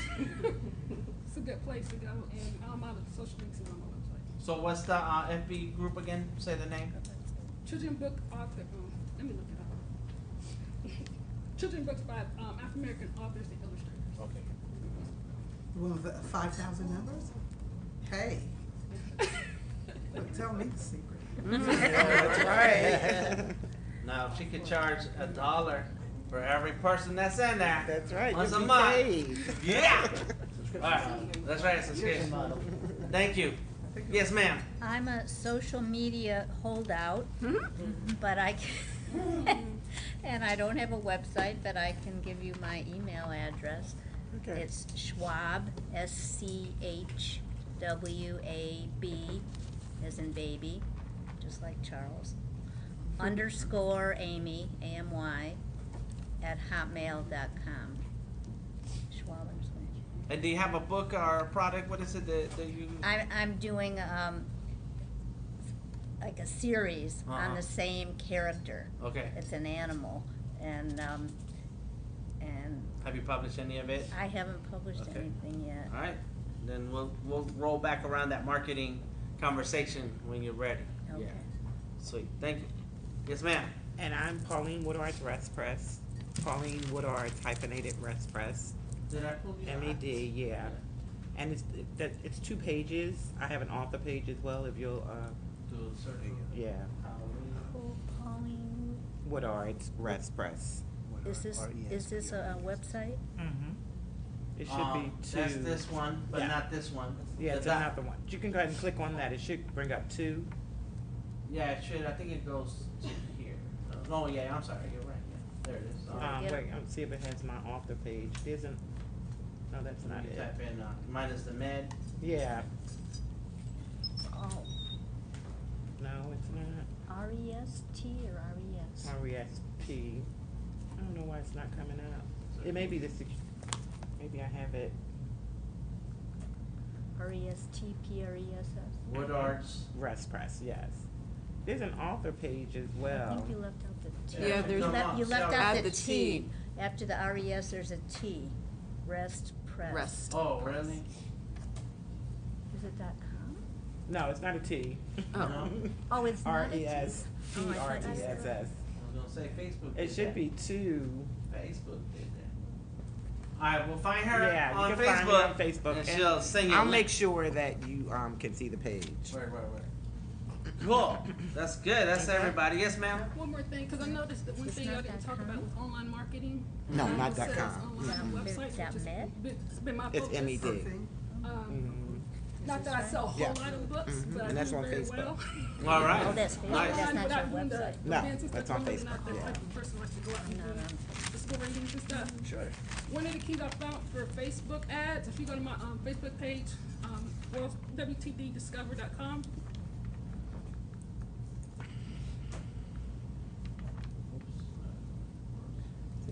This is your book, right? This is your website.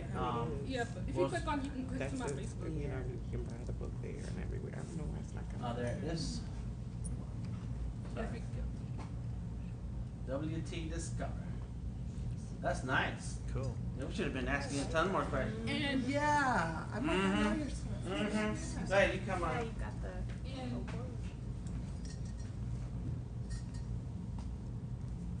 this ad, I'm trying to get it up to 10K. I got a lot of just opportunities because of this ad.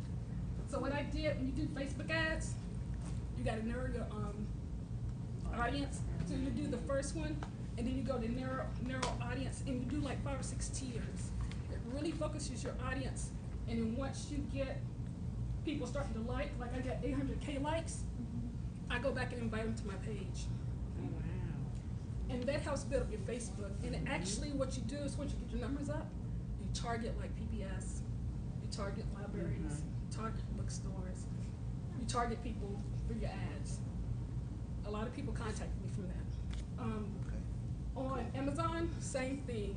When you put out Amazon ads, because I sell pretty well on Amazon, your keywords, if you don't have at least 100, 150 keywords, you're not doing it. And your minimum you want to pay is $5 to $8 a day. And I usually can run up to 10 ads during the summer at a time, and they really work. So just one of those. And that's on Facebook?